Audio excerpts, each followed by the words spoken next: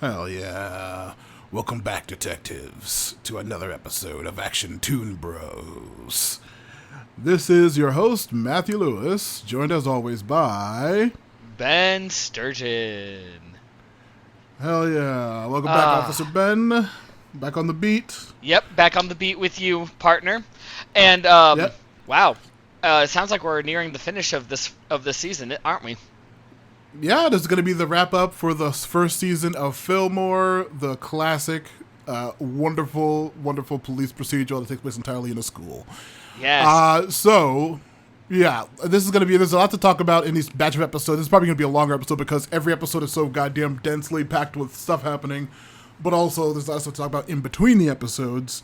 So before we did our little pseudo homework thing of figuring out some kind of either procedural or a mystery show or movie or something to watch to tie into the subject matter of today's episode. I have two pseudo cheat examples, but let's see what because just since you're not familiar with the genre, we have to bring it up every episode. Of course. What did you get a chance to check out this week? So, after watching these episodes, I actually decided to change it up a little bit. And, there is some form of reason why I did this, because unfortunately, I'm going to be honest with my listeners, but I did not do a procedural in time for this episode. However, I decided to turn the genre on its head. So, last time I said I did, Batman the Animated Series because, it was slightly familiar, but, it was, it's still a detective show and everything like that. And I still plan on watching that episode of Psych, the Twin Peaks kind of one. Yeah. But I did the reverse, where instead of the cops winning, I wanted the villain to win. So I watched an old anime that I liked called Lupin the Third. Oh, hell yeah. And I forgot how short those episodes were, but, it's kind of like, instead of, the heroes, aka the police officers, win. No, it's hey, you know who the thief is. It's gonna be a can he do it rather than a who done it or how catch him. Yeah. Which episode did you watch of the show? Dude, I binged it for a little bit. Oh shit! Dude, I watched. Dude, it's one of my all-time favorites, and I actually own Castle of Cagliostro as well as Loop, nice. and then I have also the CG one. I think it's called Loop on the Third, the first or something like that. Oh, nice. That reminds me. I really wanted to find somewhere to watch Case Closed, just because I fucking love that show to death. And there's a couple Lupin crossover, two crossover movies of Case Closed and Lupin the movies. So honestly, I think your best bet's gonna be Crunchy. Yeah, more than likely. Yeah, I think Crunchyroll is gonna be the best because I think Funimation has that one. Yeah, there's a Funimation app, but I have no idea what it is, that I don't feel like paying for it. So yeah, I'll figure out something. Yeah, fair enough. But yeah, you always find a way. I remember watching Lupin the Third and Case Closed on Old Adult Swim. Fucking fun as hell. Very, very cool. Very good mystery to watch. Absolutely, especially Case Closed. I've heard it's been a while since I've seen Case Closed, but I heard that one was actually a very, very good one. I think it's still going to this day. Is it? Like hundreds of episodes. Yeah, it's like hundreds of episodes. Whoa, It's that's insane. crazy. So Yeah. here's the thing. What did you watch for this? And, well, actually, yeah. No. What did you watch? Because I forgot. At the end of the episode is when you recommend another one to me. Okay, yeah. For this batch, like I said, I have two cheat examples. I see you don't have Hulu or anything like that, correct? Not yet. Okay. Have you not been watching the show Alien Earth, the Alien series set on? Dude, I've had an interest in that one because I have yet to watch Covenant and Romulus to get caught Romulus is incredible. Covenant is like a couple of degrees better than Prometheus, but not by much. Well, yeah, I heard Covenant was kind of weird, but I heard Romulus. It kind of goes back to Romulus formula. is incredible. Yeah, Romulus is incredible. Well, I watched Alien Earth, which as itself is not a mystery. It's mostly just fucking this evil corporation making some android kids trying to deal with a xenomorph on Earth. But episode 5, called In Space No One ... The central premise of the movie is that a Weyland-Yutani ship crashes into this other evil corporation's building, and inside the ship is an alien, and then the evil other corporation tries to take it and experiment on it and stuff. But episode 5 specifically is like a throwback to the original Alien movie, where it's like a flashback to the ship that crashed before it did, and like someone sabotaging the ship, and the mystery is like this small group of people, and including one survivor who's like a main character in the series going forward, trying to figure out who the saboteur is while also dealing with the fucking xenomorph on the ship. It's like a really like little like a close encapsulation of the like original Alien movie with like a little like space mystery twist. And the guy's the head of security, so like a cop or safety patrol guard, it kind of ties into this. That's nice. That's gonna be an episode I'm gonna look forward to, because you said it was on like Hulu or something, right? It's on it's on Hulu because it's an FX show. Okay. It's on that. Yeah, I forgot Hulu got FX, so. Yeah. And then the other pseudo example mystery kind of thing I watched, The Conjuring. Have you been following the movies? No, because I watched the first one and I'm like, you know what? Not my thing. It's just a possession movie. And so I left it. Yeah. Yeah, well, now like 7 or 8 movies and spin-offs, like 3 Annabelle movies, 2 Nun movies, the La Llorona movie, and like 3 more Conjurings later. And a the new one and a pear tree. Of course. The new one, Last Rites. This series at this point obviously is fucking incredibly episodic. They tried to frame this one like it's the last one before, it's all over, but like it's literally just another mystery that they're trying to solve. This in real life horrible scammer piece of shit group of paranormal investigators. In the movie they're heroic, a heroic couple, but like they're real monsters in real life. They're just doing another crazy mystery where they're trying to figure out another weird ghost demon possession thing. It was all right. It felt like a literally another episodic entry in this long-running series that did not feel like final at all. But it was a fun little central ghost mystery, and trying to figure out who the ghost and ghast was this time was very, very enjoyable. But yeah, those are my 2 main examples of a fun little mystery thing that I've had in the meantime. But yeah, I am ready to get back into real police work with this season finale arc of Fillmore. Episodes 10 through 13. Are you ready? Oh, I have been ready for a while with these episodes because, holy crap, like you said, we've got a lot to cover. Hell yeah. All right, so now, Fillmore Season 1, Episode 10, Masterstroke of Malevolence. Act 1. Act 1. A broken masterpiece. Vallejo needs coverage for Fillmore and Ingrid since they're going on a field trip to an insane museum that we'll get into the name of in a bit. Tahama and Anza both immediately volunteer to cover because they really, really want to. And O'Farrell's like, hey, who's going to cover for my thing when I'm gone? And they're like, oh, well, we have a tripod. That's going to cover for your job. It has 3 legs. It's great. Then it cuts to a huge storm is hitting while the bus for the field trip is driving on their way to the museum, the Natural Contemporary History Museum of Art, Science, and Miniatures. It's the name of this one. Yeah, just wow.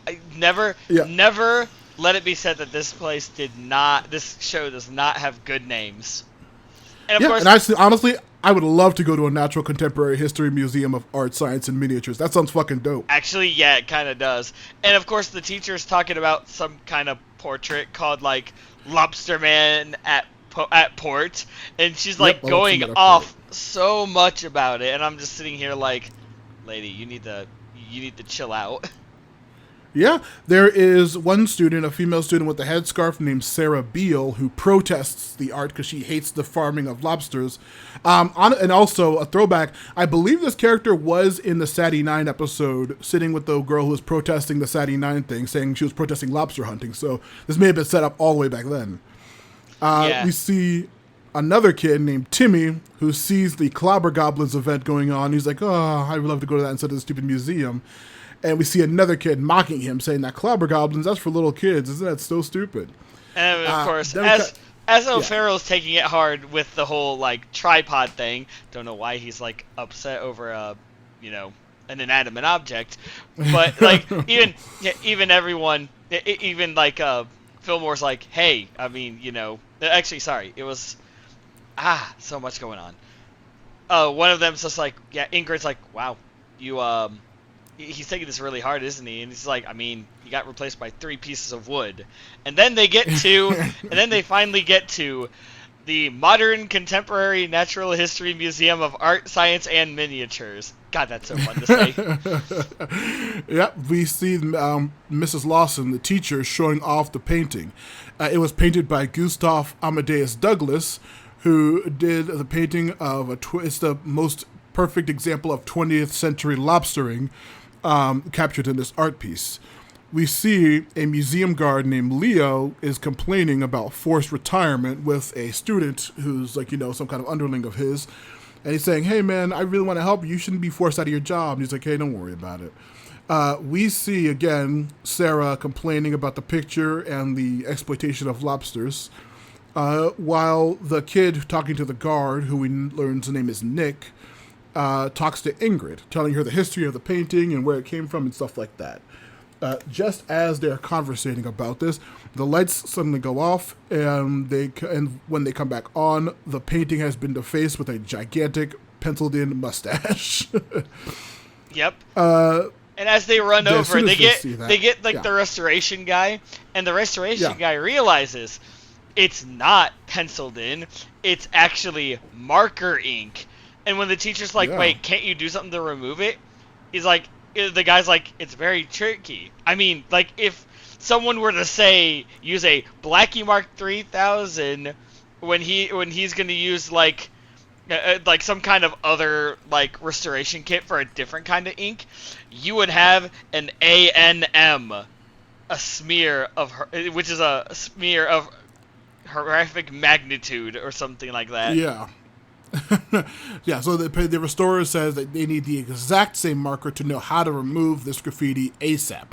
They need the culprit and they need the restorer, or they need the culprit, but they like, oh, I'll find Nick's like the guard will find it. And he's like, yeah, right, like you failed to stop this from happening. Ingrid and Fillmore say that they're going to be on it because they're safety patrollers and this is part of their jurisdiction, but they only have 20 minutes to solve this huge mystery.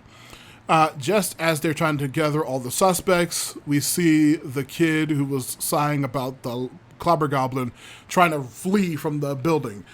They immediately give chase and make sure that he does not fucking escape. Well, now hold on. He just tried to walk out normally this time. Yeah. Oh, yeah, right. And there's like, hey, sorry, like, you're part of this investigation. So, and then of course Fillmore's like, let's take a look at the film. Like, let's take a look at the security footage. And, of course, watching the film, it goes off. And then he's like, okay, goes off at the same time for every security camera. All of a sudden, there's, like, a flicker. And they're like, wait, what was that flicker? And Fillmore's like, probably just a glitch. So, yeah. So we know who was all in the room. So they gather everyone. They gather the lobster protester, Nick. Sarah, yep. Yep, and Nick, you said, what, Timothy was the kid who liked the clobber goblins? Timmy, yeah. Yeah, Timmy, O'Farrell, and the security guard, and as well as the steward lady. And so he's like, all right, we got 18 minutes until this is, permanent. And of course, the girl's like, hey, you're not the authority. I don't have to take this. And Fillmore's like, yeah, for the next 18 minutes, you do. Yeah. He says, okay, everybody, turn out any markers, pencils, stencils, anything you have that could have done this. And, like, literally every single person has one, has some kind of marker on them, except for Nick. Are we gonna ignore the fucking Swiss Army whatever thing that Timmy had? Oh, yeah, the pocket calculator thing? Yeah, with, like, a protractor, asthma inhaler, a book on pocket guide to self-esteem, and a and like an anti-gravity marker or something like that. Zero gravity, that's what it was. Zero gravity pen. Yeah, zero gravity marker. Yeah, pen. And this is okay. Well, now all the evidence is gathered, and this is when we hit Act 2. The spot marked. And so Ingrid's No, go on. Ingrid sees that a statue nearby, the painting, has also been shifted, meaning that whoever did the mustache moved the thing at some point to get to it. But as that's happening, this is when this is when Timmy runs away, and it's like, wow, why is he running away? Here, I'm on it. And we get like a chase through like the halls, through the planetarium with like floating planets and everything. Get the planetarium. Yep. And then he rides Saturn around in like a big circle trying to flee, but last second he is caught by the guard Leo. And then, of course, when they're sitting in... as he's captured, he drops the Clobber Goblin toy. And this is when he kind of like, hey, wait a minute, what is this thing? Leo locks down the room, and like with this new tech that he had installed into capture any kind of culprits trying to escape. Ingrid tells Fillmore that, or like, he's like, what is this thing? And Ingrid kind of tells him like, oh, it's a Clobber Goblin toy. They're voice activated beat 'em up toys. And then Timmy is like, okay. Timmy, they find his profile. He is 8, but he was bumped up to the 7th grade because of his high intelligence. They have the Clobber Goblin, and he says, well, this is not mine. I don't know what that is. And it says, this is literally signed at the bottom. It says, this is Timmy's. I own a bunch of these. Like, right? I'm just like, really? Why would you put that on your Clobber Goblin? And of course he's like, wait, no. Now everyone's going to find out. I'm going to be ruined. Everyone at X always thinks that they're childish and stupid. So everyone's going to think I'm childish and stupid. Yeah, and he says, okay, so that way you did it. You didn't want to be seen as immature. And so he finally snapped and, drew this on the mustache so you could try to flee and get to the event across the street. And then they're like, well, they're trying to figure out maybe that's his reasoning. O'Farrell thinks, like, what if he programmed the goblin to draw the mustache and attack flick off the lights and attack the mustache? And, like, these things cannot take 2 steps without falling over, as they show, like, it walking in and immediately collapsing on itself. And this is when, while they're trying to discuss what his motives could possibly be, we see Leo encouraging Timmy, saying, hey, don't be ashamed of what your interests are, it doesn't matter, just, be yourself.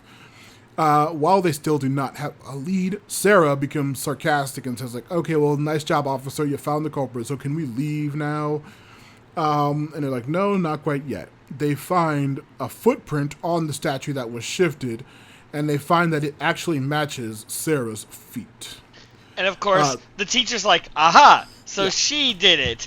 And it's like even like it's so crazy that even Fillmore's like pulls her to the side and is like, why are you like immediately saying she did it?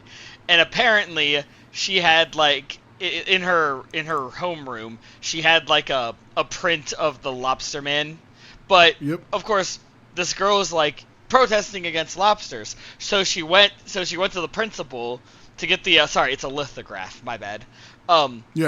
Just we went to the principal to try to get the lithograph removed, and it actually worked. She got the lithograph removed, and because of that, out of spite, she started putting the kid in detention every single day.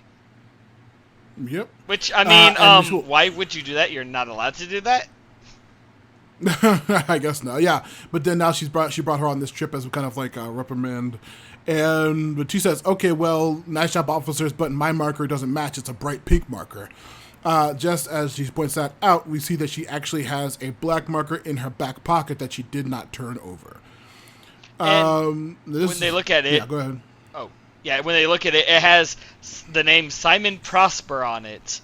And we find out that Simon Prosper is actually the main curator of the museum. Yep, and it had to be from his office. This is when Sarah blames the guard. She's like, no one could possibly have gotten in there, not even him. So it can't be him who's behind this. They ask Leo, they pull him to the side and say, Leo, what do you know about Nick? Your little like subordinate kid. He says he's a junior docent, but he doesn't do that bad stuff anymore. They're like, what bad stuff are you referring to? When he was in trouble for tooth blackening graffiti when he was a kid, but he's gotten over it. Prosper himself awarded the kid for being an incredible student and a huge ally of the art museum. So he doesn't do that anymore. But like, okay, well, what about this magazine he has in his back pocket? They pull it out, and the magazine is riddled with all kinds of graffiti and doodles, and so it's so horrible that O'Farrell has to run and throw up before he nearly barfs. That kid has a very weak stomach. But this is when we cut to Act 3. Mixed motives. Only minutes left. Nick has a quote from Leo that taught him how to become a good person despite your faults. So he knows what's going on, but he's trying to turn the things around. They find a certificate signed by the exact same marker, and they're like, okay, well, that means that someone was in the office. They ask, or he says, like, okay, so when did you have access to? They start talking about how the certificate ceremony, his parents were there.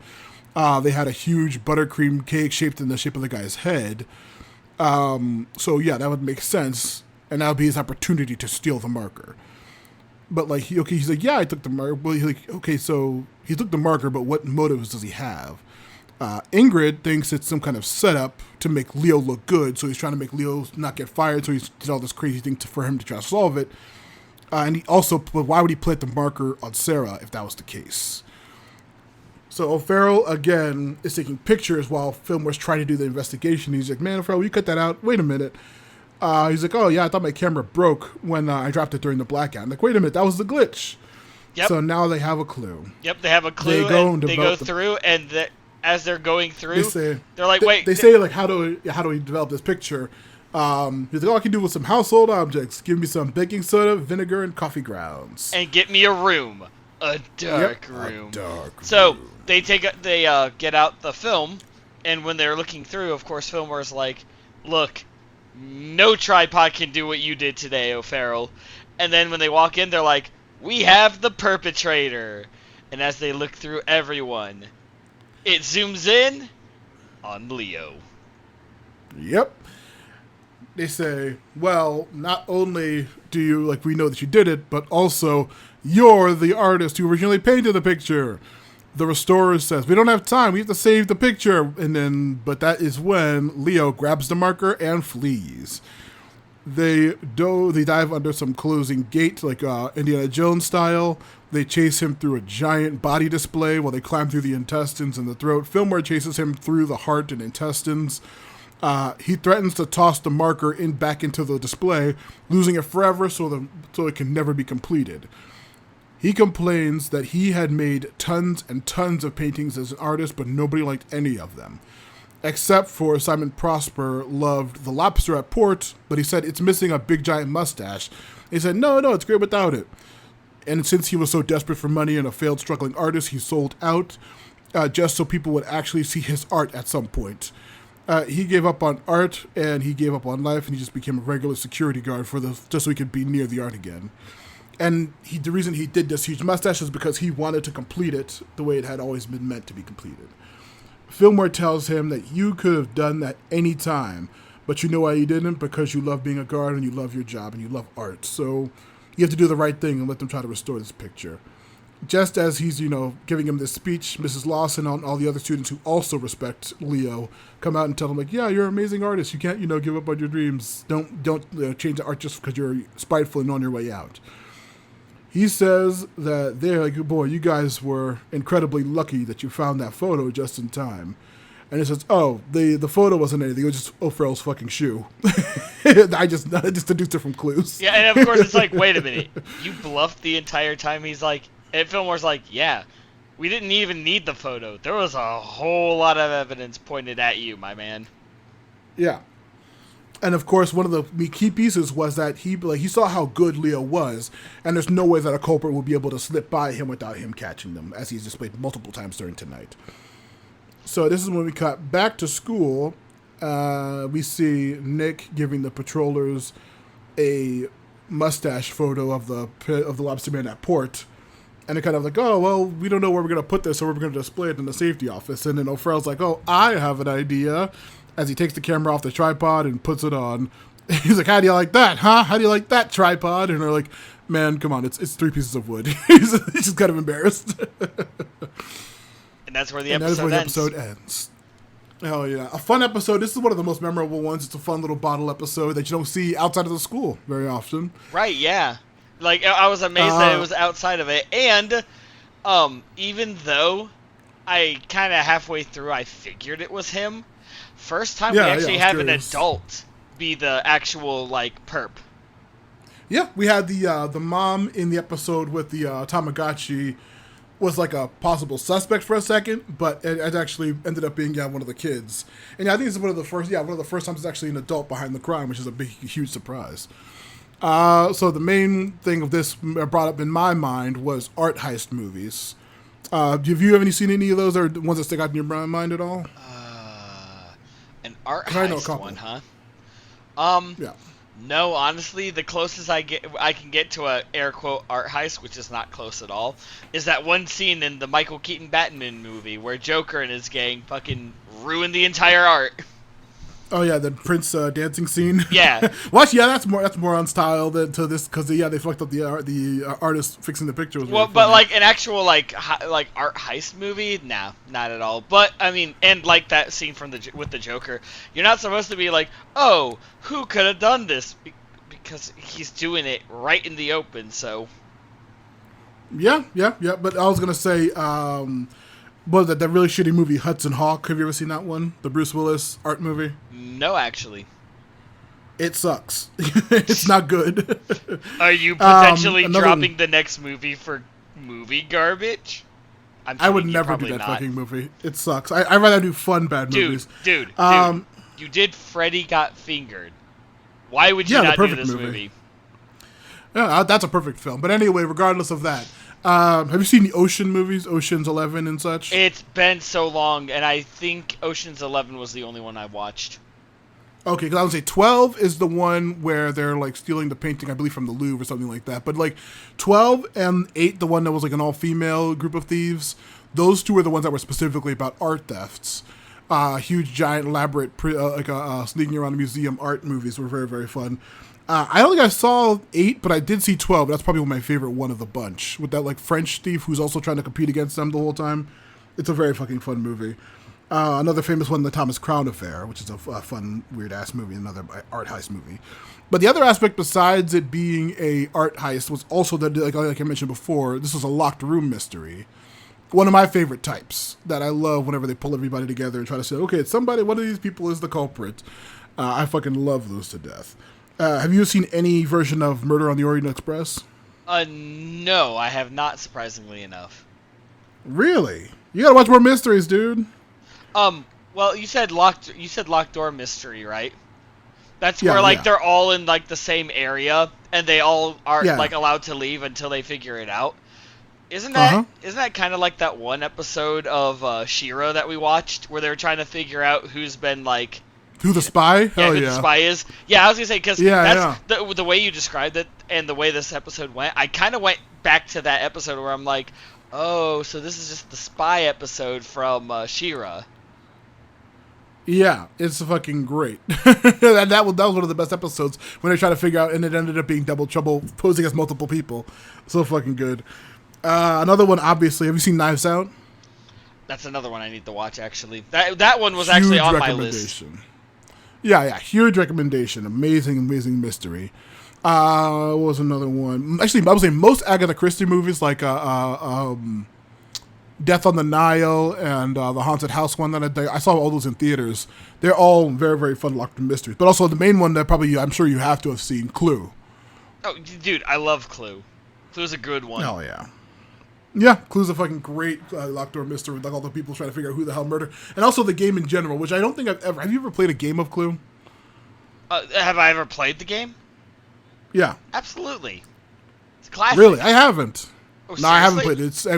No, I've never played the game. I've seen the movie 1,000 times, but I've never played the game once. Huh. We'll have to remedy that one of these days. Yeah. It's a and fun also, one. I've seen the notebooks, I've seen the like notepads and the notes and everything, and I've never played it, but I've always been curious. But yeah, like I love the movie to death, but I've never ever played the actual game ever. And we'll actually make sure we get like the the closest to the original Clue. We're not gonna get like any of those classic. weird ones. Like Not the video game one on the Wii and Switch. the Wii one isn't. I'm sure they're fine. The Wii one isn't Yeah. horrible. Like, I do actually like it, but you gotta put some... If you want it to be authentic, you kind of have to, like, look away from the TV if you're playing multiplayer and stuff like that. And it's kind of... I'd rather the actual... I'd rather the actual board game. And I meant, like, we're not gonna do, like, one of those ones with, like, the themes or something like that. Like, there's a D&D Clue and stuff like that. I'm like, no. We gotta do, like, as close to the original as possible. Yeah, that'd be a very, very fun thing to do. Hell yeah. The last aspect of this episode, since I'm trying to drag, we're doing one of the things where we talk about like random stuff that's tangentially related. Museums. Now, I go to them probably pretty regularly, at least like probably once a season, like once every couple of months I take a random trip to a museum. Do you prefer art museums, science museums, or history museums? This one's easier if you tell me what I don't prefer. Because honestly, I love art museums, and I really like science museums as well. Honestly, the history museums are like... I still like going to them, but they are... Of the three of them, they would be my lowest tier. With art and science being like pretty much tied for first. Oh boy, I would say I'm the opposite. I would go to any natural history museum over almost any other activity out in public. You said natural history.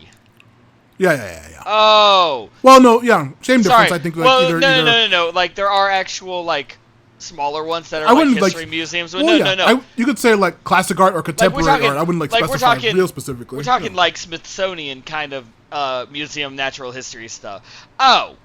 Well, it's pretty much. No. I meant like. Yeah, I was gonna say like a natural history museum wouldn't be a Smithsonian, because Smithsonian would be like a human history museum, but a natural history one's more like, actual like dinosaur skeletons and prehistoric animals. Yeah. Like Washington D.C. has a museum of natural history. Kind of Cleveland has a museum of natural history. New York has a museum of natural history. Yeah, I know. Because I've been to the one in Washington D.C. Like back when I was in high school, and I did actually enjoy that one. So if we're going with that, because I was thinking of like smaller ones, if we're going with that, then I would say all three of them are pretty much equal to me, because there's just so much to do, so much to see, so much to learn. Yeah, what's wrong with taking the back streets? I would say that I probably like the Cleveland Natural History Museum, which I've been going through like every couple of years since I was a little kid, has like a gigantic Dunkleosteus skull at the front of it, fucking that big giant fish with the razor teeth and shit. I love natural history. Obviously, my fucking huge loving to scream about dinosaurs and prehistoric shit all the time self. I fucking love a natural history museum. Whenever I go to New York, I go to theirs. Like, there are huge displays of like a gigantic whale skeletons and all kinds of dinosaur skeletons and shit at the New York one. I love a natural history museum. It's my favorite type. Good. Yeah, there's so many good things. If I recall correctly, because like I said, it's been fucking years, but I think one of the big things when it comes to the dinosaur, the dinosaur skeletons in Washington D.C. is they had like a huge freaking like brontosaurus, like a brontosaurus or whatever you want to call it, because we know brontosaurus isn't exactly what it's called. Yeah, Brachiosaur. Thank you. Yeah, I couldn't remember. But they had a huge one of those, I remember, and it was actually really cool. So, like, walk in, and when you walk into this multi-layered thing, and you just see, like, giant Brachiosaurus, it's like, that's so cool. Mm-hmm. Oh, hell yeah. Museums are fun. I gotta go to another one soon. They're so fucking enjoyable. Same. I'll probably go to one when I go to New York soon, so yeah. Yeah, I need to go to one as well. It may not be anything huge and huge and famous and stuff, but I need to find one and go to it. Hell yeah. All right, ready to move on to the next episode? I'm ready to roll when you are. Well, I, Matthew Lewis, am ready to roll over to the next episode, where we are hitting episode 11. Two wheels, full throttle, no brakes. Act 1. Walk. Don't roll. It starts off on a scooter chase. Fillmore is undercover, and as a scooter gang is trying to steal, running through the streets of the school, He knocks over a Monticello card tower. Well, they hit one of the people's like, "Oh, Monticello, Monticello!" As it distracts Officer Anza, who's actually giving chase on the scooters. We see the lead scooter thief thanks him and says, "Hey, man, meet me at the metal workshop. You could use your help."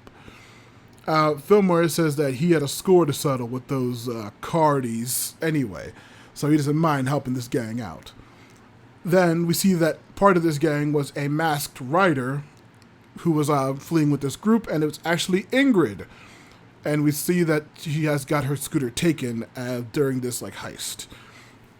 And she's like, "Man, you better pay me back for the scooter that I lost for this stupid job." We see that the news team is covering this rash of scooter thefts as we meet this new character, Derek Minna, student activist who's actually doing all he can to try to stop this crazy thing from happening. He distrusts the safety patrol and saying that their efforts are lacking as they are not doing enough and people are, getting their stuff taken left and right. He states that he did a hunger strike recently to prove that he, Derek Minna, is the one who's doing actual activities and doing, going forward and doing his best to actually stop crimes, unlike the safety patrollers.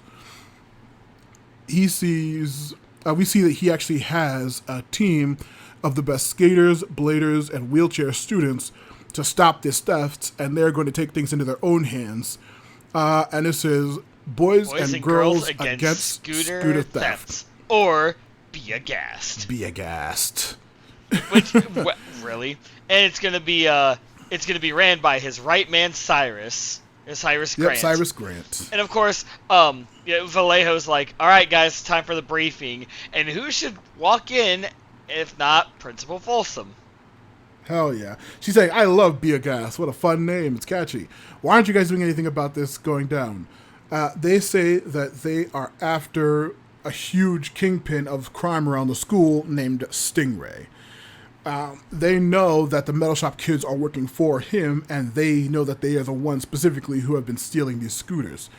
But they're going to use them to get to the actual kingpin, Stingray, and that's the long plan. Folsom says, "Okay, but if you fail, this is going to be the end of the safety patrol, and you guys will all be replaced by Be Aghast."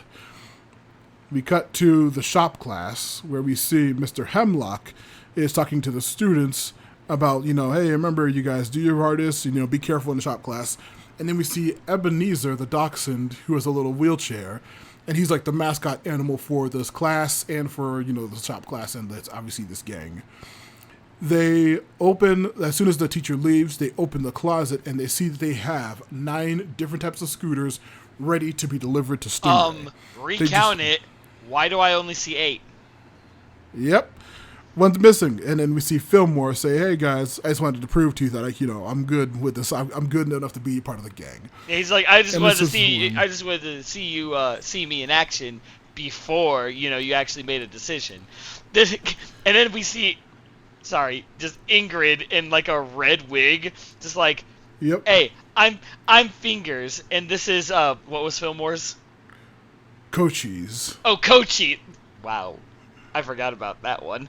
Cochise. Mm-hmm. And of course we see the strong woman is just like, hey, you better back off, you need to chill it out. And she and Ingrid are about to get into it, and Fillmore's like, "Ladies, whoa, you gotta relax. We got we just gotta pull off this drill. We gotta get these 10 right." Yeah, just like we're going to chill, we're going to do this mission, right? We're going to please Stingray. And this is when the leader introduces everybody. We have Wheels, Howie, Tin Can, and Junior. They explain that they are all in on this plan together. And when they were criminals, they, were put on the right path by their teacher. But they have their own personal reasons for going back to this life of crime, despite, having turned their lives around. They say, "Okay, we have to figure out a way to, we need one last scooter. We have the target. If you help us on this mission, we're all good, and we don't have to do this crime stuff anymore." They find Junior's the big girl scoping out the last scooter, and she says, "Okay, this is the one." He has a bike code. We see a nerdy kid putting in the code, and we see that he puts in his birthday. and it's like August 9th, but then they said 1989, and I was just like, oh my god, yeah. I just remembered, oh yeah, everyone in this show is my age at this time, because that's literally my birthday year too. And with the 6/17/89, Junior's just like, ugh, typical Gemini. 9 times out of 10, kids always use the combination for as their birthdays. Yeah, funny as hell. But yeah, it freaked me out for a second, just take me out of it, that it was the same, my birth year. I'm like, oh yeah, everyone in this show is our age. It's very bizarre.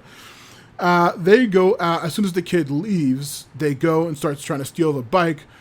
But just as they're in the middle of heisting it, he comes back outside and blows a whistle for be aghast.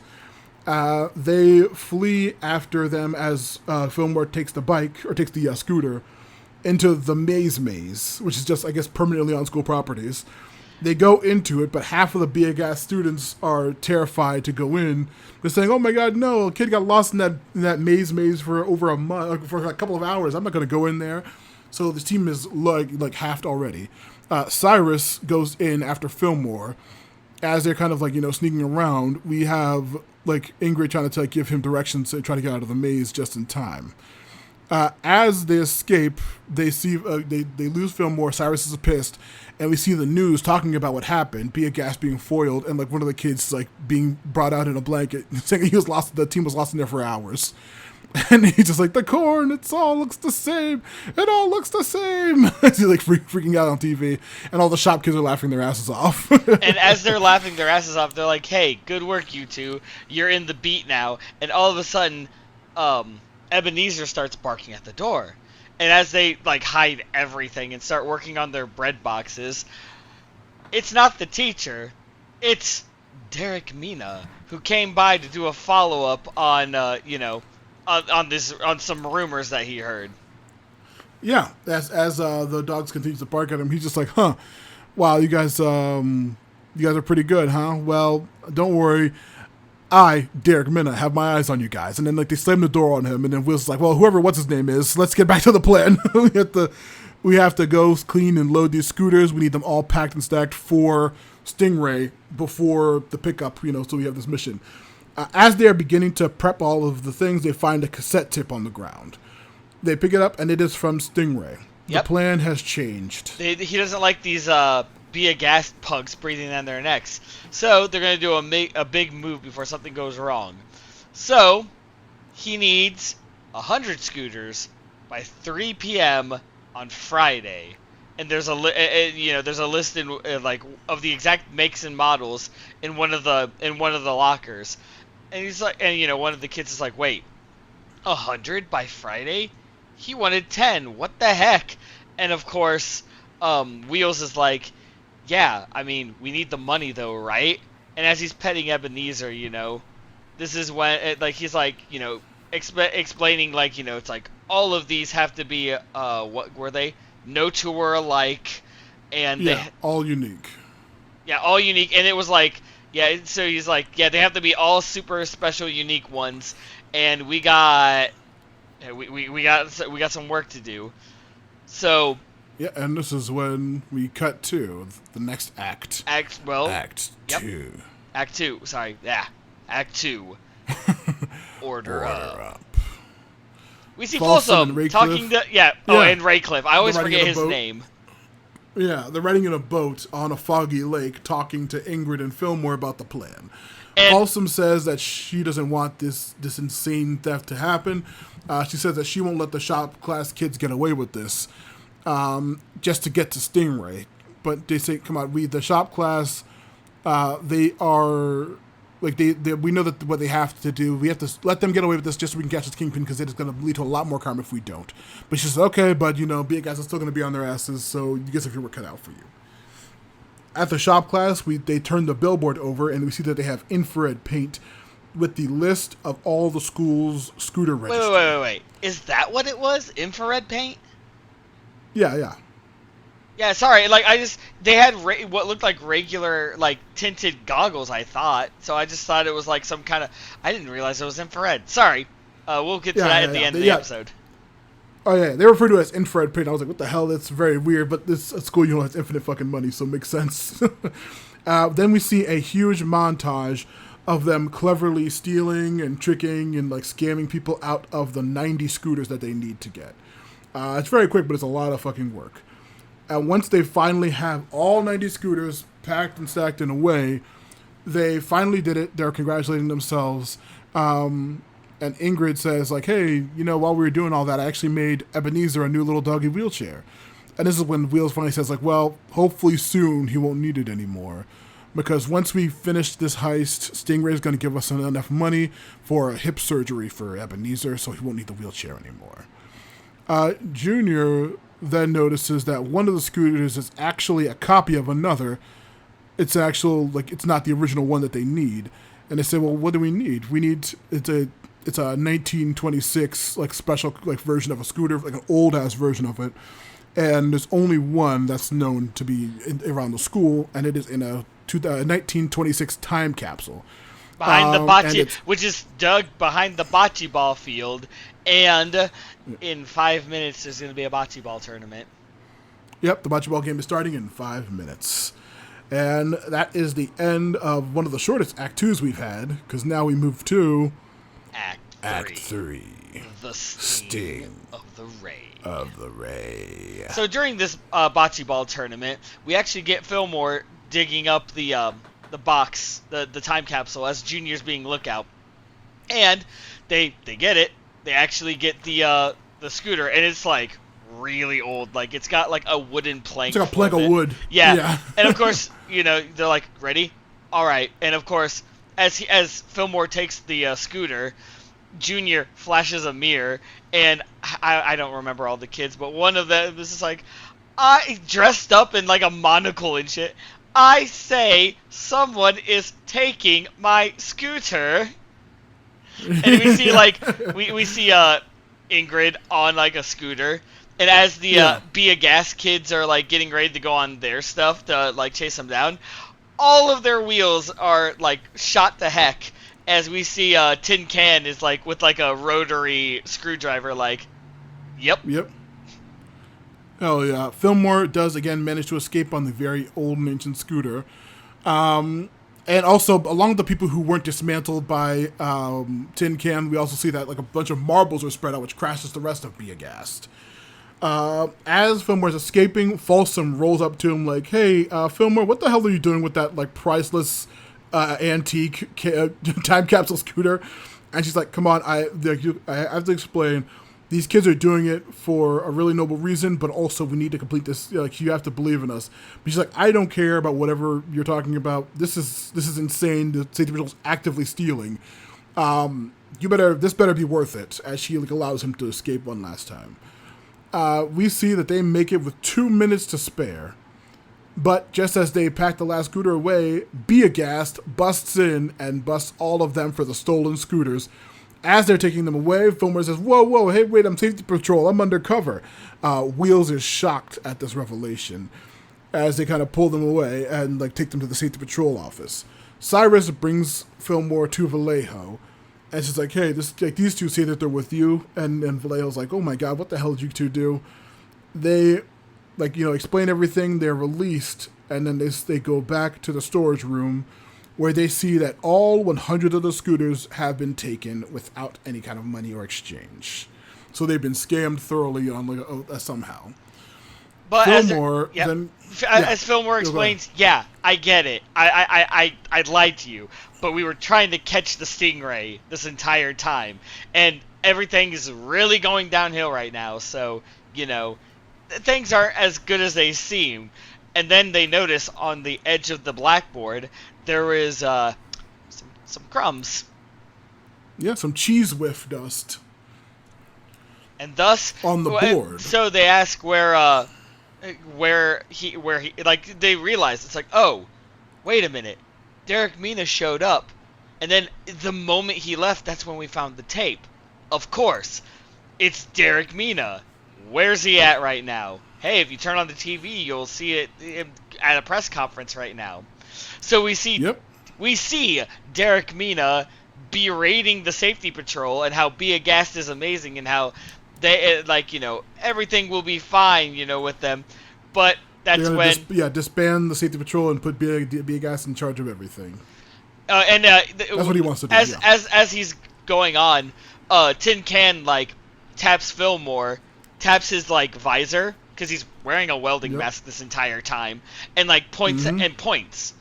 And so when he gets the infrared goggles on, we see that on Derek Mina's vest it says, what does it say? Oh, it's roll just one daddy. Of the, codes. Yeah, it's like roll, like it's just a bunch of the codes from like a bunch of the scooters, and like on his vest. And so he's like, "Oh, we got him." And so they try to bust him. Yep, they try to arrest him on camera, but then Derek Mina flees as they give chase down the hallways. They once again jump on some office chairs, but he's quickly knocked out.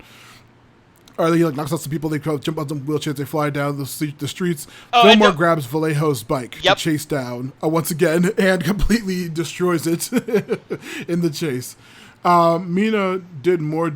He's like, "Hey, don't you know who I am? Derek Mina's saved this entire school. Derek Mina's done amazing things." And he's like, "No, you've done more damage to the school and then than any other thing in the history of the school."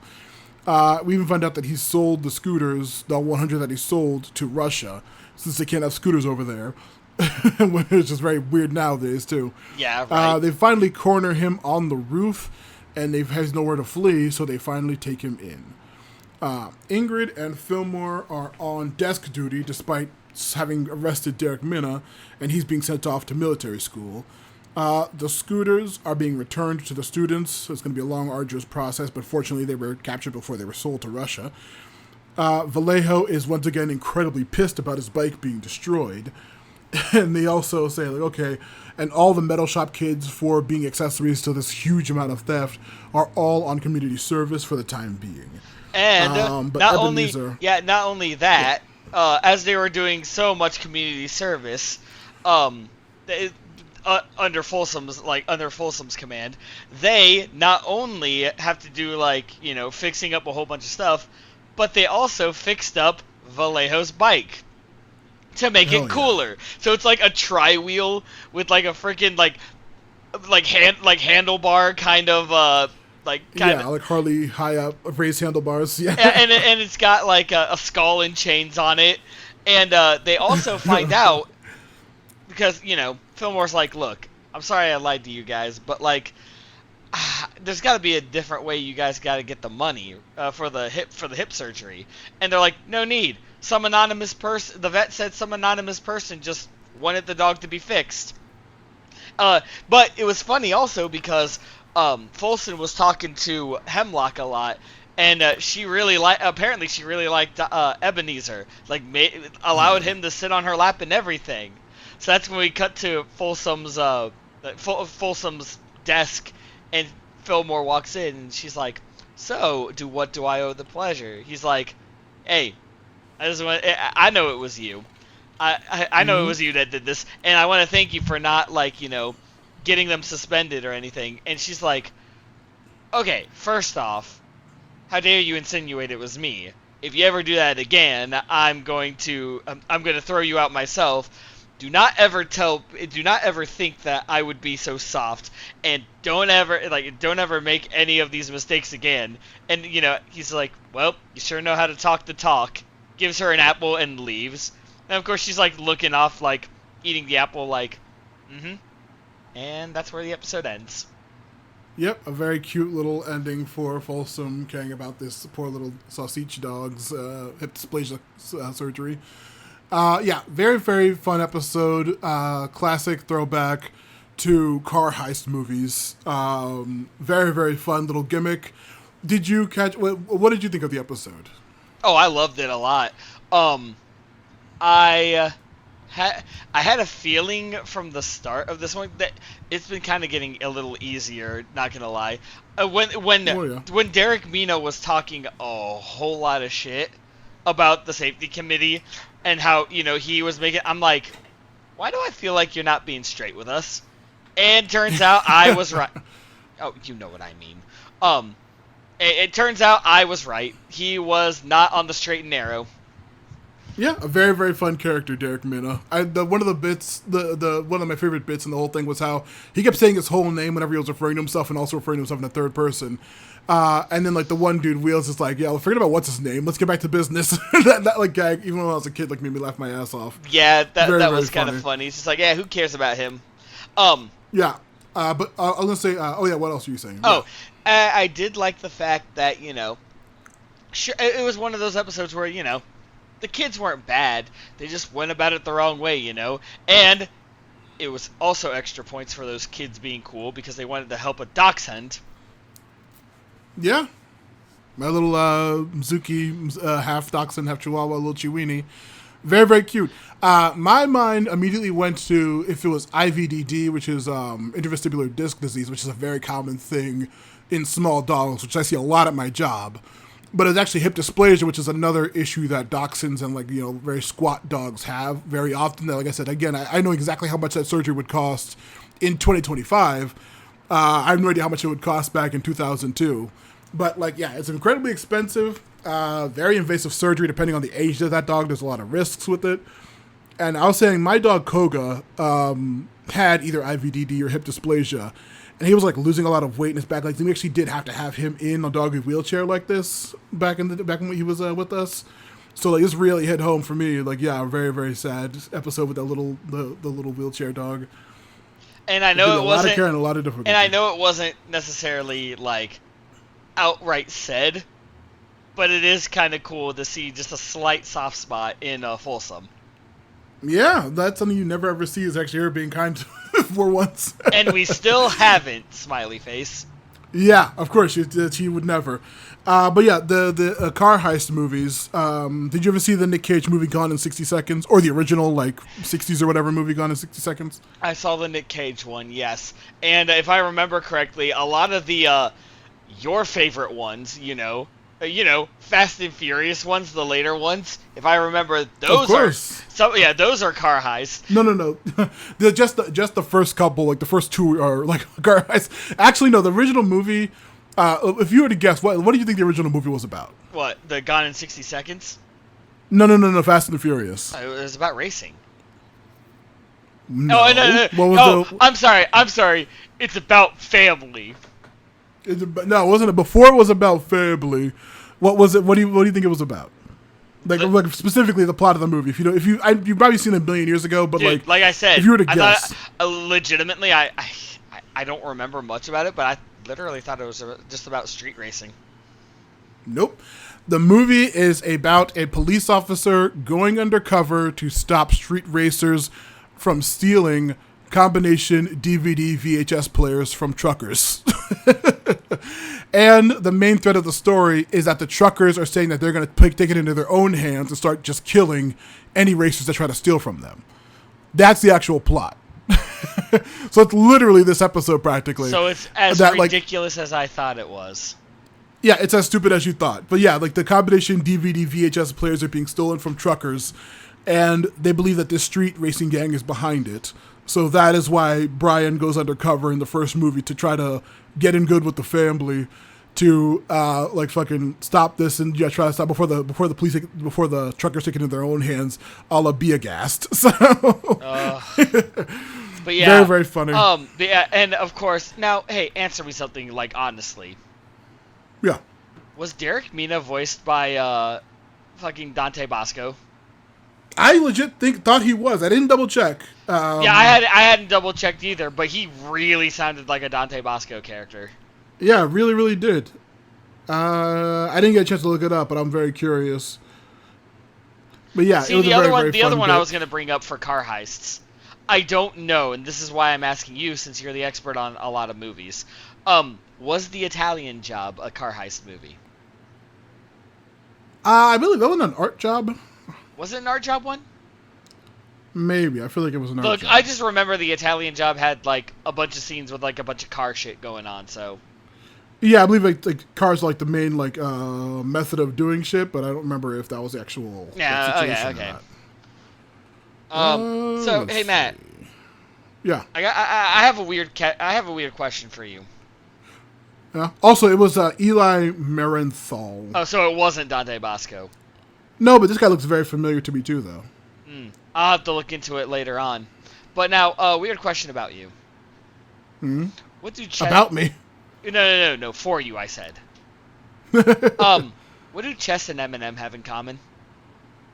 Oh, wait, no. Before that, there's one thing I wanted to get into for this episode. Oh, was there? I thought we were done. My bad. No. Yeah, the main crux of this movie, or this episode, bikes, scooters, or skates, Ben? Which did you ride when you were growing up? Which you prefer? When I was growing up? Well, funny story. I had at least some experience in all three of them. But personally, when I was younger, I was more of a bike kid. Yeah, I was going to say same.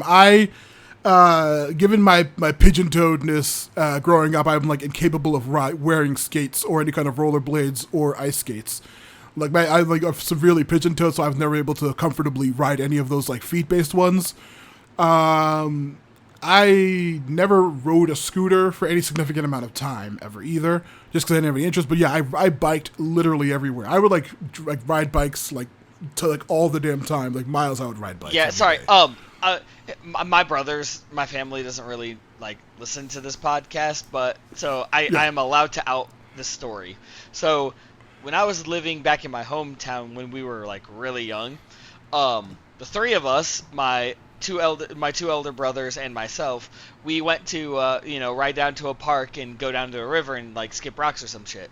So my oldest brother and we got bikes, and the middle child, my older brother, decided to go rollerblading. And in order to get to this park, there's a really steep hill. Like, obviously, like you can walk, but it's a really steep hill, right? So, my older brother, my oldest brother was like, looks at the middle child, and he's like, hey, you might want to go on the street side rather than on the elevated sidewalk side that is right beside the grass, And, he was like, nah, whatever kind of thing. So we all go down, right? And we kind of, it's a steep hill, and we're on bikes and he's on rollerblades. So we kind of leave him in the dust. We get down to the area and we're just having fun. All of a sudden he walks over and he's like, guys, my arm really hurts. And he was a bit of a prankster as a kid. So we're like, yeah, just whatever, walk it off kind of thing. And then we just hang out a little bit, and we get back home, and my stepdad is sitting at the computer. He looks at us, he goes, oh, there you guys are. So, did you know your brother broke his arm? He legitimately broke it was his wrist, actually. He broke his wrist, and Mom was furious. She got home, and before she even said anything, like, my stepdad was like, already told them about it. They really didn't know. They thought he was joking. He has been known to be a trickster, but this time. And my mom kind of, like, cooled off after that, but she was like, yeah, no, he legitimately broke his wrist. And That's had like a cast and everything on it, and oh boy howdy. Sorry, I had to tell that story because, like, that was like the one time I felt really, really bad for my brother because, like, we thought he was kidding, but no, he legit, like, broke his wrist.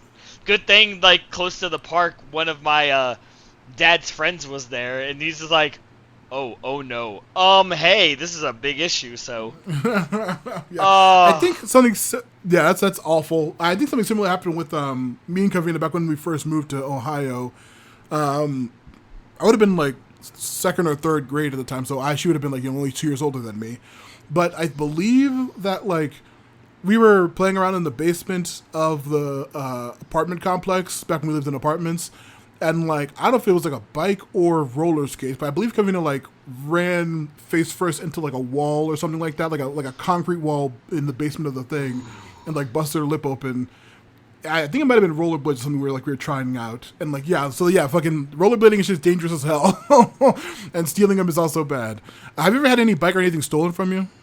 No, surprisingly enough. The worst thing I got was, like, Pokemon and Yu-Gi-Oh cards taken away from my dad.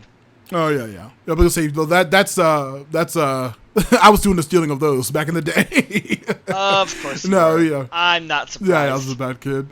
But yeah, speaking of stealing and doing crimes, what do you say we get back to this next episode, dog? Yeah, you didn't answer my question. I have no fucking idea. Well, Let's find out okay. what the hell they have in common.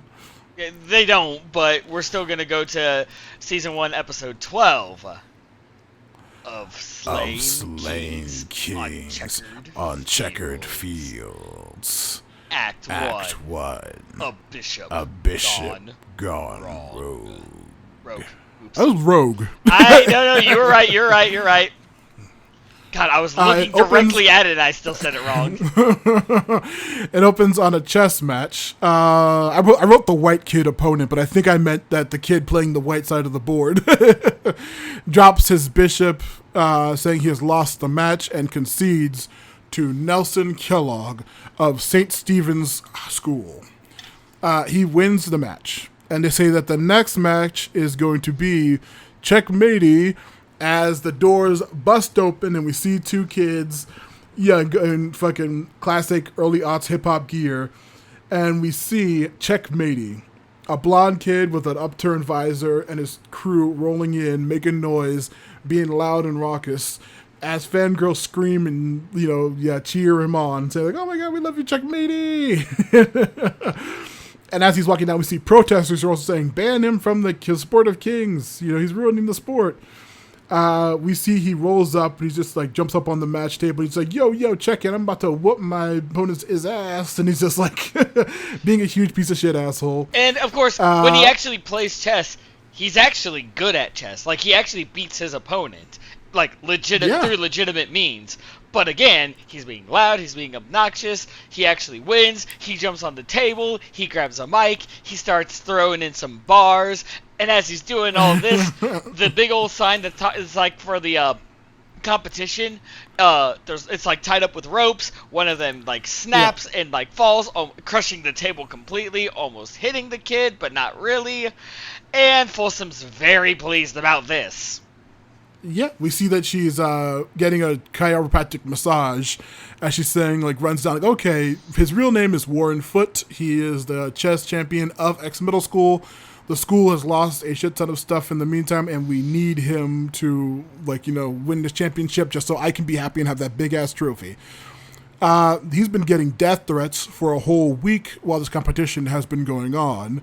And Folsom's like, just like, come on, I need Ingrid and Folsom, my best officers, to guard him until the competition's over so she can win that trophy. And because they of look at one of this, the notes and they see that it's like a classic cut up magazine letter note of like, jump out of the competition. but did you forgot to say what their actual duty is right now? I said it's guarding him, right? Yeah, bodyguarding him. Yeah, there is bodyguards. Until the competition happens, so they can't really, like Matt said, they can't really like detect who it could be by handwriting because it's all like cut out serial killer like magazine clipping kind of things. And then as they're trying to figure this out, we get interrupted by who is this girl? Joyce Summit. She runs up to Fillmore and threatens him, saying, "Fillmore, your days are numbered. You know who I am. I'm about to beat you. You better, I'm gonna beat your food championship record." And he kind of just like walk by and ignore this weird little girl, saying, "Okay, girl, we don't have time for whatever the fuck you're talking about." As they're going to meet checkmatey, they go by Raylene Taylor, the fangirl we saw screaming in the beginning of the episode. She is the head of the checkmatey fan club, and she wants the team to sign up, joining the club with like a sign-up petition. They kind of ignore her, saying, "Sorry, we're on guard duty, we're on business." And this is when they go to the next. They see Tyson Polaris, who is a part of the anti-checkmatey group, trying to get him banned from the sport of kings. So they want him to sign another petition, but again, they push him out of the way, saying, "No, we don't have time for your shit either, idiot." They go into checkmatey's dressing room, where they see a huge entourage of people, a whole big crew riding with him.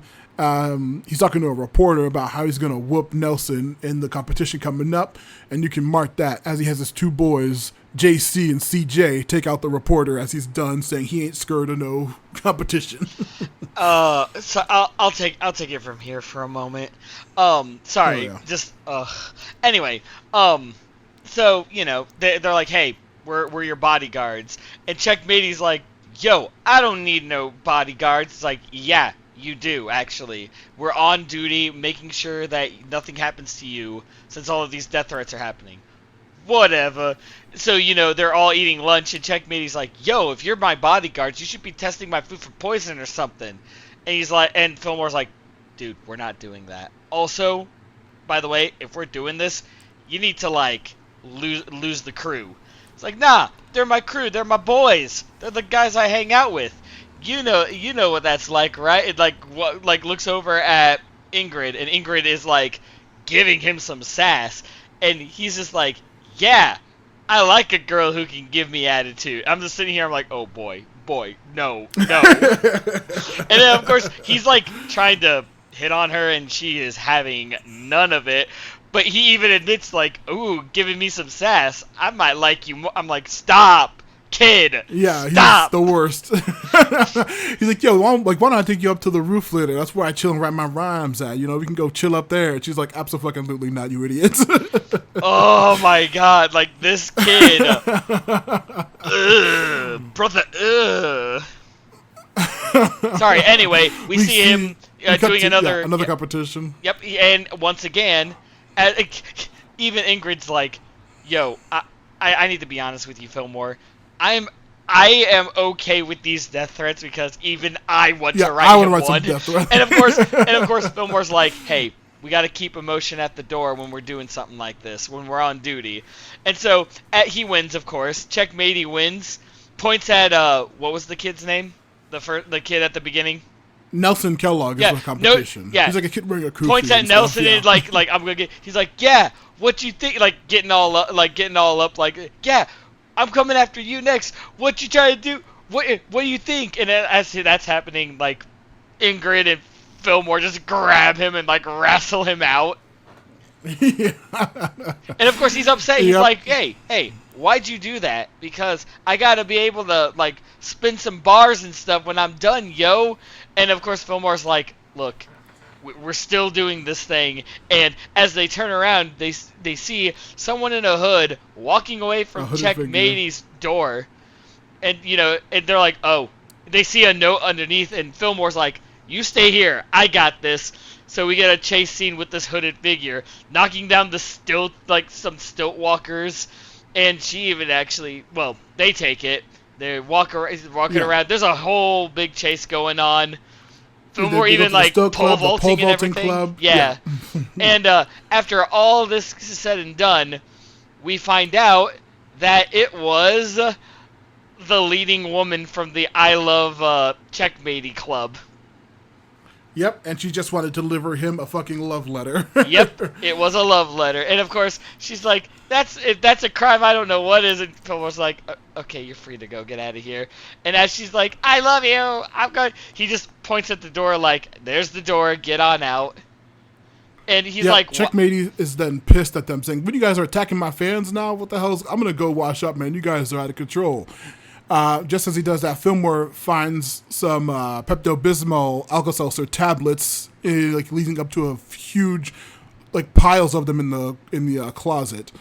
As kind of wait a minute, because he's fizzy digestive acid tablets, some kind of non-brand name of them. But then he's like, wait a minute, and then as they open the door, we see that the room fills with water and foam. And then that's when we cut to Act 2. Two sides of the same pond. In the Pepto-Bismol Alka-Seltzer room, we see Fillmore, swims down, tries to open the door, but, water pressure. And then there's a king floating by. He grabs the king, and as the room is still filling up, he removes the pins on the door, and all of that water, I'm still surprised as to how all that water got in. It's literally possible. Just it all goes out. It's all they're safe. Meanwhile, in Yeah, it floods into the Principal whole place. Folsom's room, as she's in a massage chair, Vallejo is giving the report about how there was like a boatload of like Alka-Seltzer tablets in this kid's closet, and someone left the water running in the sink with it closed so it can't like actually drain out. And Folsom's like, okay, you two are supposed to be doing like protecting this kid, and all I see is that you two are not doing a good job. I really need this trophy. He needs to be there for the tournament. And as she's doing all of this, she's she's cycling through different massages in her chair for some reason. Yeah, it's like shiatsu, deep tissue. Yeah, and the more angry she gets, it goes to a more intense one. Just like, Yeah, what very is funny. going on with you, lady? And they're like, look, we're going to protect him. Don't worry about that. She's like, you need to put him in some isolation safety thingy, you know? Yep, move him to a safe house. There's 3 hours until the competition. And end up going to Ingrid's house and just like monitoring him. They put her in the room. They put him in her room. They are just sitting there playing cards. He is incredibly bored and like just trying to like, hey, you guys want to do something? You guys want to go hang out, go to the mall? They're like, nope, we're gonna sit here for 3 hours. He's incredibly pissed, and then there's a knocking at the door, and then he kind of like, they like post up against like, who is this? What is it? And we find out that it's actually O'Farrell with some information. We find out that Nelson Kellogg's father works at the digestive acid tablet factory. He's like the head of it. So like they're going, well, we need to go talk to him. And then Checkmate's like, oh hell yeah, we're gonna go crack some skulls. We're gonna go get this dude. And then Filmore's like, no, your ass is staying here, you idiot. Like, Ingrid, you watch him, please. I'm gonna go talk to Nelson. We cut to Fillmore walking down the halls. But once again, Joyce runs up to him, saying, like, Fillmore, you coward, you're gonna face me. I'm gonna defeat your Sloppy Joe record. And he's like, trust me, girl, you don't want none of this. You don't want none of that. You don't want a part of this shit. And as we as he's walking down, like in the star dressing rooms, I guess. Nelson Kelly starts walking out of his room, looking around. Hopefully, Kellogg. I think Nelson Kelly's an actor. Oh. Nelson Kelly. My bad. That's an actor. My bad. Yeah, Kellogg. Nelson Kellogg is walking out, and he's like looking around, like hoping no one sees him. So Fillmore stays behind, and Nelson Kellogg leaves, and of course, Fillmore starts going out, and then we get a scene with fucking Checkmatey being really creepy to Ingrid. Yeah. He's like, who made these freaky ass pictures? He's like, my sister. Like, damn, she look like you, girl. And she's like, yeah, but taller. And he's like, oh man, me and you should really get to know each other better. And she's just like, beating him up and like shoving him off and like, oh my god, you're such a disgusting creep. Yeah, right. And he's like, fine, you got like a bathroom or something. So she like points in the direction, and he goes in there. All of a sudden, back with Fillmore, we see that Nelson is at a dumpster throwing something away, like throwing some magazines away, and then he walks away. Fillmore looks in and sees magazines with things cut out of them. And as he's just like the magazine notes. Yep. And as we cut back to the dressing room, Fillmore busts down and he's like, "Hey, let me see your arts and crafts." Safety patrol. Yeah, safety patrol. Let me see your arts and crafts. He takes a look, and it's people. Yeah, not specifically. It's a collection of Dancy Lad pictures cut out and made into collages. He says that he's a huge fan of the Dancy Lads, and he loves their music. This is actually, like, we've heard this band multiple times already at this point in the show. Not at all coded in any way. This dude doesn't call it being a huge fan of the Dancy Lads. Ingrid, like, while back at her house, realizes that Checkmatey's been in the bathroom for a very long time. She goes in to check, and we see that he has fled once again. And he fled through your house door. And of course, Fillmore's talking to Nelson about, like, if he has anything against Checkmatey, and Nelson's like, "What are you talking about? I actually want to face this guy. He seems like a really good opponent." Yeah, he's really tough, and I really want to play him. And also, he's like, I can also sense that he has a lot of fear about this upcoming competition. Most people can't tell because he's so loud, but I can tell. Ingrid finally calls into Fillmore and like tells him, "Checkmate, he's fled. I have no idea where he is." But then they hear a bunch of noise coming from the auditorium, as we see that he is making a massive scene, doing all kinds of horrible rap. All of his fans are freaking out and loving him, and they're all like pulling at him, yanking at him, trying to tear his shirt and stuff. And Fillmore, of course, rescues him from the scene, tackles him out. They have Ingrid activate the trap door under the stage for some reason. As they fucking go underneath, he like, man, what is wrong with you? As he finally confronts this annoying idiot. He says, you are so annoying, you're so rude, you're disgusting and creepy, but also you're like the shittiest rapper I've ever seen in my life. And the guy's like, what are you talking about? He's like, you just rhymed bomb with wisdom. you're a shitty fucking rapper, dude. You're annoying as hell. And he's like, I don't gotta take this stuff, man. Checkmate, he leaves. We find out that there is an hour and a half till the final competition. They try to find him after he's fled, but they are completely unable to find him anywhere. And once again, they see another note that says that he is being held until after the final game. And of course, Folsom is very pleased about this because... Oh, whoa. We got the act. Oh, right. My bad. That's when we cut to Act 3. Act 3. A captured pawn. Captured. I have a pawn captured. It's a captured pawn. I think I'm right. Well, we'll never know. I'm literally looking at it right now, dude. The notes or the episode? The episode. I don't know. I am literally looking at the episode. Captured. I will screenshot it for you after this. All right, I wrote it wrong. Mine sounds more on brand, but whatever. But of course, Folsom is absolutely pleased, and she pleased that this happened, and she is berating the safety committee like, you need to find him. He is going to do this. He is going to win me a trophy. And Fillmore's like, yeah, we're gonna do this, but I'm gonna be on the level with you.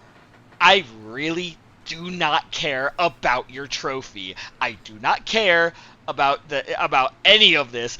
I just want to find him. I just want to do my job, and I just want to be done. In the back, Vallejo is sitting here like, dude, no.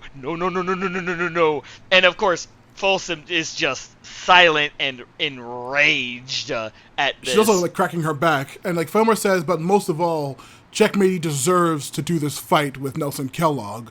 More so than anything else, or his personal feelings. He deserves to do this fight. Yeah, and she literally grits her teeth like in silence. That's how big this was. Yeah, they go searching around. They see the competition, but they don't see the anti-Checkmatey fan club anywhere, or Tyson, the leader. They search around, and they find him skulking around outside as he goes into a secret room, some kind of old fallout shelter under the school. They follow him in, and they see a gathering of the anti-Checkmatey chess fans as they have some kind of gigantic box with something sealed into it. And they're like conspiring like, oh, okay, everyone, we're going to toast to Operation Stampeding Night. Everything's like, in place, and we have it sealed up until the competition. Fillmore then turns a gigantic air horn to distract the gang as Ingrid leaps over to the cabinet and opens it up, releasing a giant balloon full of ketchup and mustard that rolls out and almost knocks everybody off. And they're like, okay, what the hell is going on here? They bring them all in, and they discuss that the giant balloon, the layers ketchup, mustard, ketchup, is to represent the flag of Spain, where chess was invented. He's like, so you guys aren't kidnapping Chessmatey? Like, no, our plan literally hinged on him being at the competition so we could drop this on him. They're like, okay, well, great. Nobody no fucking leads. And then once again, as they're walking down the hall, Joyce again saying, your days are numbered, Fillmore. You can't be the king forever. You're going to lose. And then he's just like, okay, you really want my title that bad, huh? But wait a minute. As he finally figures it out, they figure out what's going on as they flee to the roof. And they find Checkmatey up there writing his rhymes. They say you did this yourself. You're the one who's been behind this whole thing. You were trying to skimp out on the competition because you believe that you're going to lose and you don't want to do this. So you did this whole giant frame job to try to get out of doing the competition, didn't you? he tells them, like, they tell him, like, hey, man, you got to deal with the truth. This is all coming down to this, and it's your move. It's your turn. You got to face the music and do what you got to do. They then finally get him to compete. Checkmatey finally faces Nelson Kellogg in the huge, gigantic chess tournament, and we see that Checkmatey loses. But he's not, like, broken up about it or anything. He actually shakes hands, and he's like, hey, that was some good playing. I hope to face you next time. And as all this has happened, Folsom's like, you know what? I'm happy. And you know why I'm happy? She's clapping, yeah. She's clapping well for the competition. Yeah, I'm happy, and I'm still watching this even though we lost, because I had a massage, and I'm feeling great, and I'm looks down and sees some random kid, and she's like, who's this kid? And, of course, we find, obviously, Folsom's not, getting names mixed up. Fillmore's not here, because we cut to the Sloppy Joe contest, where Fillmore is facing against, I always forget her name, and I don't care. And Fillmore's down to 2. Joyce is about to eat the third one to be tied, and Joyce falls over. She cannot do it. And everyone, I like how after this happens, all the kids are, like, trading the comics that they, like, lost and everything like that. And Fillmore, and, you know, as Fillmore walks over, Joyce is just like, so much Sloppy Joe. And he's like, yeah, next time, don't go up against the maestro. Starts walking out and leaves. And that's where the episode ends. That is the episode, and yeah, that is this is another one that really stuck out. This whole batch of episodes really sticks out in my mind from when I was a kid.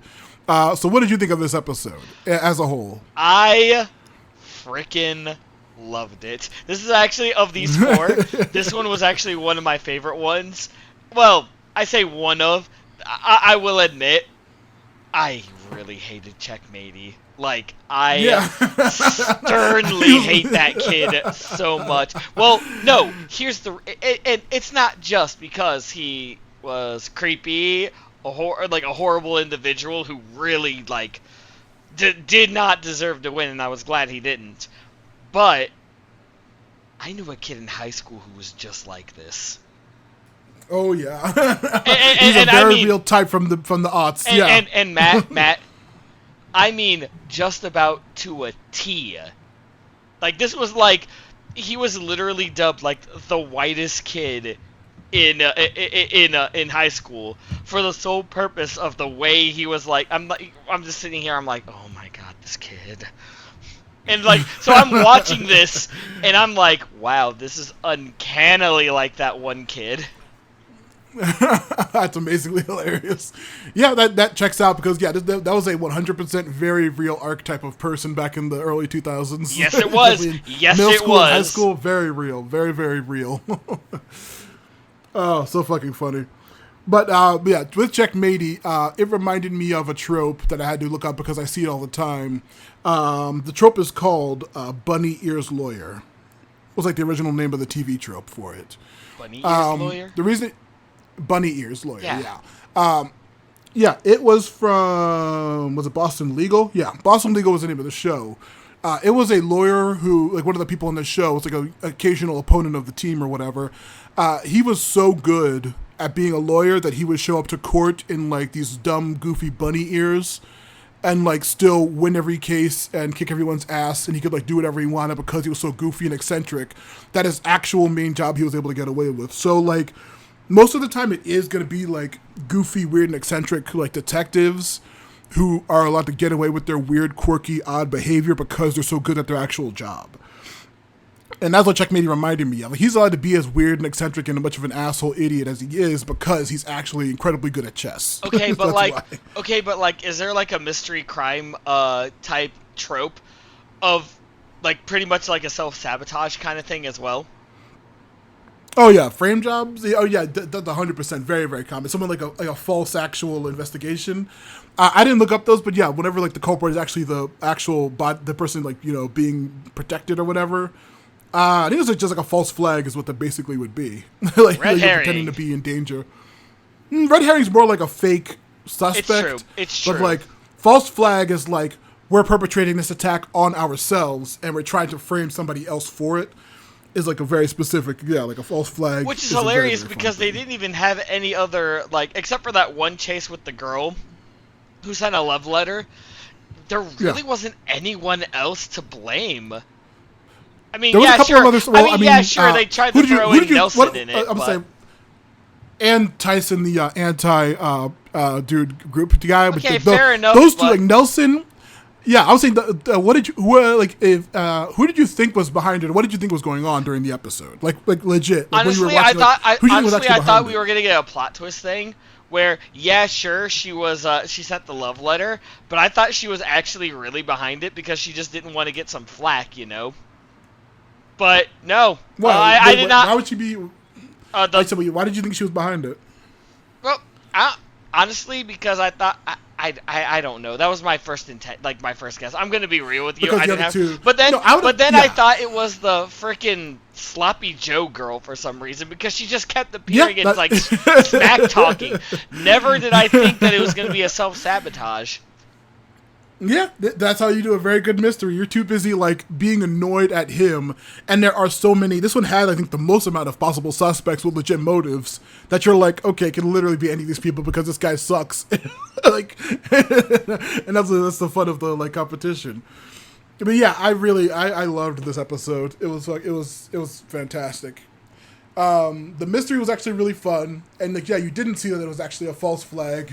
Checkmatey doing it himself. Also, I wanted to say like a really minor, weird personal thing. I'm sure we've mentioned it multiple times in the past, but like me and Ed both had like rapper names back when we were kids, and like doing minor rap shit back in school, like this asshole Checkmatey. I know Ed's name was Check D3, which I'm pretty sure I came up with, and it might have been based on Checkmatey for all the fuck I know. Very, very funny. No, before you ask, no, I did not have a rapper name. No, I did not try any of that. No. Benny the Sturgeon? Ew. Or the Fishman or whatever? I was going to say, if anything, Ben. If anything, it'd be Benny K. God. Yeah, Benny K. Benny the Fish? What the fuck, dude? Fishman Benny. Shame on you. Fucking Checkmate is one of the most like memorable goofy ass characters, right there with Derek Minna in terms of weird assholes. And yeah, I love it. This is probably the first time we've seen somebody being such a weird creep to Ingrid while she's doing her job too, I believe. Like, this is like not a very common occurrence. Yeah, like, I mean, we've seen people like try to befriend her, like, like Nick in the art one, and but just like this was the first time like someone who tried to make advances towards her, and not gonna lie. Yeah, I love her response. Like, this guy's a fucking disgusting creep. Very, very good. Oh my gosh. Just wow, that episode was a trip and a half. And again, Folsom made the episode because she's always doing some ridiculous thing. Yeah, she's always being incredibly funny throughout the entire episode. But now time to wrap up the season with the final episode of season 1. Episode 13. A Forgotten Yesterday. Act 1. Sins of the past. So we cut to a bus going down in like a empty shed.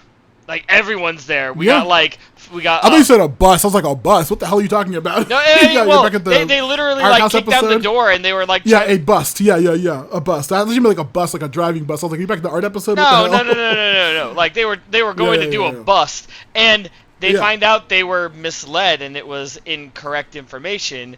Where we see some. I don't know what to call him. He just looks like a dweeb, really. Like, when you say dweeb or nerd, this is what I imagine. Yeah, Representative Peabody saying, do you know how bad this looks for you failing this sting? And it says, do you know that your mama dresses you like a sofa? They find out that this was a sting to pick up some missing stolen term papers. Peabody is reporting this incident and this failed mission to the student council, and we also see that he is very shitty to Fillmore, as they have some kind of history against each other. we see Fillmore saying, like, man, me and this idiot have history. I'm not dealing with this moron right now. I'll see you back at the school. As he gets on his bike to ride away, he begins to go downhill, and when he tries to use the brakes, we see they kind of squirt out some ketchup and mustard. He's like, what the hell? We see that the bike is out of control. He's like nearly crashes into the Alpine Horror Quartet. Well, the horn he does bust through like the big old sign, but yeah, and he calls in for backup from Ingrid. He's like, "Hey, I need some help here. My bike. I'm stuck on Freefall Hill." Yeah, and as this is going on, what was it? A giant saltine cracker or something? Yeah. The world's like, well, the two nerds are carrying a gigantic cracker and saying, we're going to win the largest cracker competition. Just as Fillmore busts through it to say, someone call the Chowder Club. Just a fun little gag.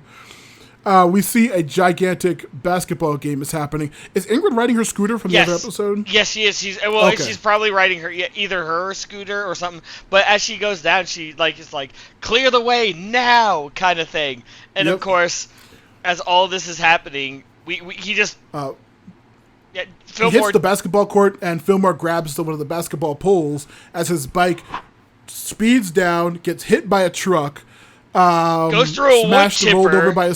And then No. At first it was I thought it was it gets hit by the truck and then bounced into the steamroller and then hit by the wood chipper. No. It's backed up by a truck backs into it, which makes it go into a wood chipper, and then a steamroller literally crushes all of the pieces that came out of the wood chipper. I'm sitting here, I'm like, what?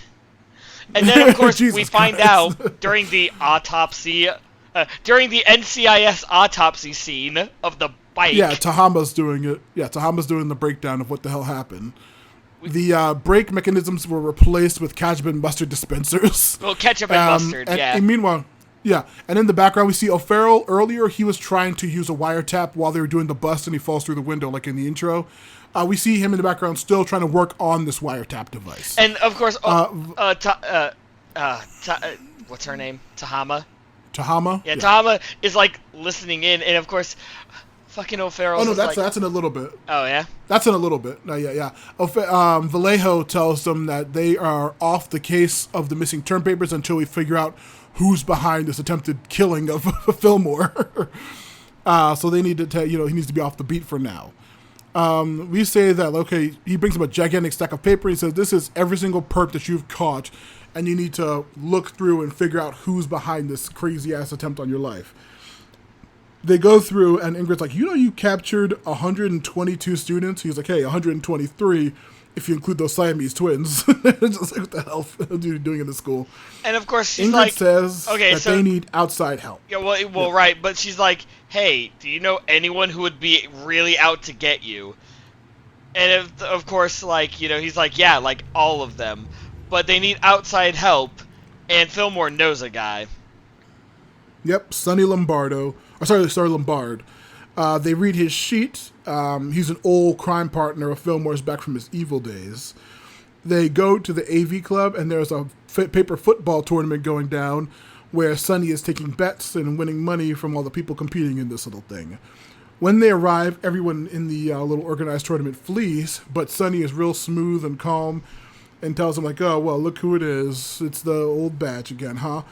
And they're like, hey, man, it's your old boy Fillmore. We need your help. Someone's after my life. And he's just like, man, you remember back in the day, we used to do all kinds of heists and all these kinds of, crazy, baseball cards stealing scams and fucking comic book scams. We were all kinds of crimes.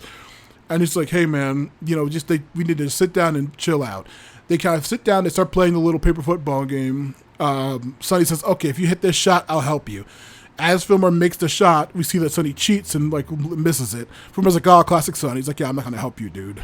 And he's like, hey, man, I took the fall for you back in the day. I did a month of detention. I saved your butt. Oh, that's your last crashing thing outside. I saved your butt, and you can do that for me. I'm out of here, man. But as he's leaving, we see him say, hey, I have a lead for you. Rudy Terrival. He's been talking a lot about how much he wants revenge on you, Fillmore, so why don't you go check him out? We cut to Rudy, and he's a weird, creepy chef guy who has two big dumb giant muscle henchmen. guys, yeah. And he's Yeah, like, we're two talking like henchmen this is to a mafia kind of shit right here. Like, yeah, he like makes this tiny mess, and the boys are like fighting. Like, I'll clean it up, boss. No, I'll clean it up. And like, and he's rushing like, to you clean know, up him. he's like, yeah, I would absolutely like for you to be behind. But honestly, if I were gonna do this, I would wait for the right moment. So it couldn't have possibly have been me. Now, if you'll excuse me, since you have no evidence, I have a perfect souffle being made right now. And as Ingrid and Fillmore are walking away, Fillmore takes a paper bag, fills it up, and as the souffle gets sat on the table, he just pops it, and the souffle like deflates. He's just like, "Oh, sorry, did I do that? My bad." Leaves. Yep. They go back to the orchard where the heist of the term papers was, and saying, like, okay, there has to be some kind of evidence of who tried to, assassinate me with that thing. Some kind of link to Rudy. As they are, looking around for clues, a toy plane comes out of nowhere, the fugitive style, and tries to take down both of the pair of the officers as they flee. And this is when we get to Act 2. Act 2. The footprints of betrayal. So this this drone or whatever is like going after them, but it's a remote control helicopter. This is years before drones. Well, it's whatever. But as this is happening, we see some mysterious figure throwing apples at it and trying to get it away, and destroys it. Yeah. They find that it's actually Sunny who saved them from the little toy plane. They see a radio receiver to say that the culprit had to have been nearby because this was a remote radio controlled toy plane. Anza comes in and tells them that, oh, hey guys, you got to listen to this. Okay, come on, you guys. As we see, O'Farrell is at home messing with the mic as he continues to try to, figure out what's going on, how to get it to work. And you see him talking to his mom, and his mom's chastising him for wearing old underwear with the label of the dates on it. And he's like, "Oh, come on, what the hell?" He's like, "Mom, what the hell? Yeah, I gotta wear my underwear." He's like, "You still wear Tuesday's underwear on Thursday? What are you gonna wear on Thursday?" And they're like laughing their asses off at O'Farrell being a dork. And of course, freaking snobby student rep guy walks in, student council man walks in, and he's just like, "What's going on? Why are we?" And he just sees Fillmore. He's like, "And why are you working with?" He's like, "Those term papers can't possibly be leaked. It'll ruin everything." And then he says, "Yeah, Fillmore fraternizing with the known criminal like Sonny." Yeah. And of course he's like, "Back off, man. We need him for help." And of course he's like, "Nah, I'm gonna report this to the student council." And as they leave, Sonny looks at him and goes, "Did you know that outfit makes you look like a sofa?" Yeah. Sonny and Fillmore are going to track down Rudy for he's like, okay, so the main thing he has is this crime ledger full of recipes as well. It has all of Rudy's criminal activity in it, and he doesn't take it home with him. He has it somewhere stored in the school. We need to figure out where he keeps it so we can get this and set him up and get him exposed. They say, well, how are we going to get him to tell us where it is? Like, oh, well, I know that for a fact that he talks in his sleep from camp when we were kids. And also, I know that he takes a nap every day on school property at the little, some weird little chateau thing. And so Fillmore says, okay, Ingrid, you stay with Sonny. Sonny, you walkie-talkie me, and we're going to, figure out how to get past the guards, and we're going to, take this, we're going to take everything down. As Sonny's looking very cocky, he's like, "Oh, don't worry, Domino, we got this." Which is very funny that he called her Domino. I'm like, is that a fucking actual Marvel reference for her being a goth and looking like Domino? That's awesome. But yeah, he says, okay, he's being really shitty to Ingrid, and she's already doesn't like him a lot. Sonny is doing the recon, and he's really, really good working with Fillmore, trying to scope out the path for him to Agent 47 his way through this little chateau.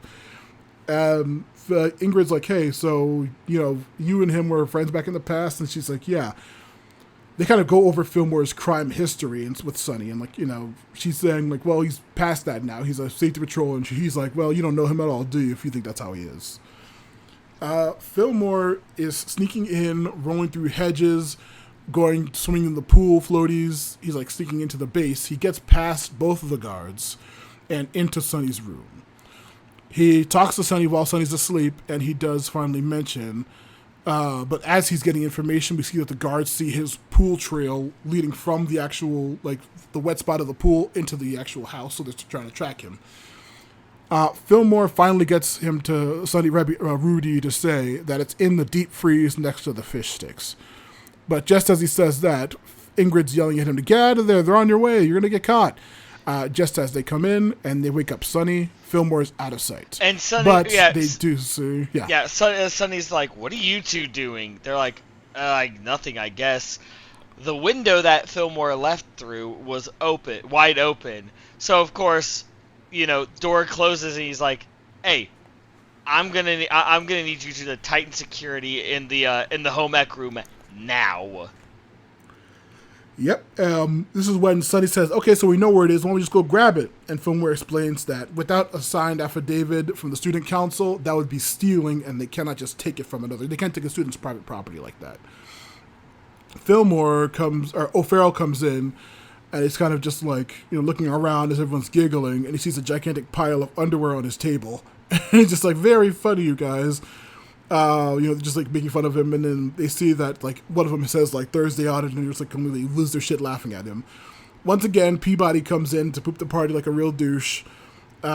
He says that like, Phil, I've got a note, I've got an intel that Fillmore's selling fake hall passes, and they're like, "Oh, Peabody, you fucking dork, shut the hell up." No one believes you. And then he walks over, opens up Fillmore's desk, and is like, "Explain these."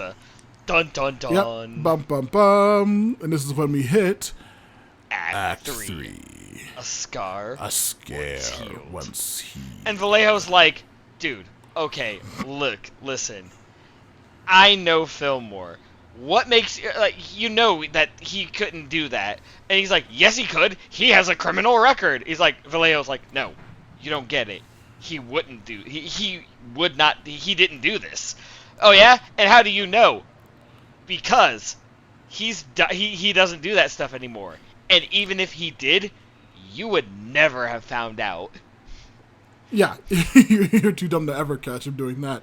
They kind of all laugh at him. He says, "Well, I'm going to Principal Folsom." And he walks out and nobody believes him. They're like, "Okay, idiot, whatever." They say, "But Fillmore, in the meantime, I need to take your badge and your belt just until this is all settled." Yep, and he's like, "Are you serious?" Yeah, you're suspended for now. He's just like, "You got to be kidding me." Yeah, Ingrid's like, "Come on, just do it. We just gotta, deal with this for now." He's like, "You too, Ingrid? Come on, you can't be serious." And he's like, he's upset that nobody seems to believe in him. We see him back without his gear, talking to Sonny, and he's like, "Man, I told you can't be trusting those badges." And it's like, "We gotta go take down Rudy ourselves, badge or no." And this is when we're like, "Okay, so you got to figure out what you're gonna do. You're gonna, you're gonna do it the illegal way. Or you're gonna do it just wait for them to solve it." He tries to get him to steal the ledger, but Fillmore's like, "I don't know, man. I'm still on the fence." So he gives him a phone and say, "Call me when you make up your mind." We see that outside, Ingrid's telling him, "Hey, man, this is shitty, but you just have to sit tight while we, get all this shit solved." But he says, "No, I got to do this myself because no one believes in me." Nobody, and she's like, you can't be going rogue like this. You can't be believing people like Sonny. He's a criminal still. You can't forget that.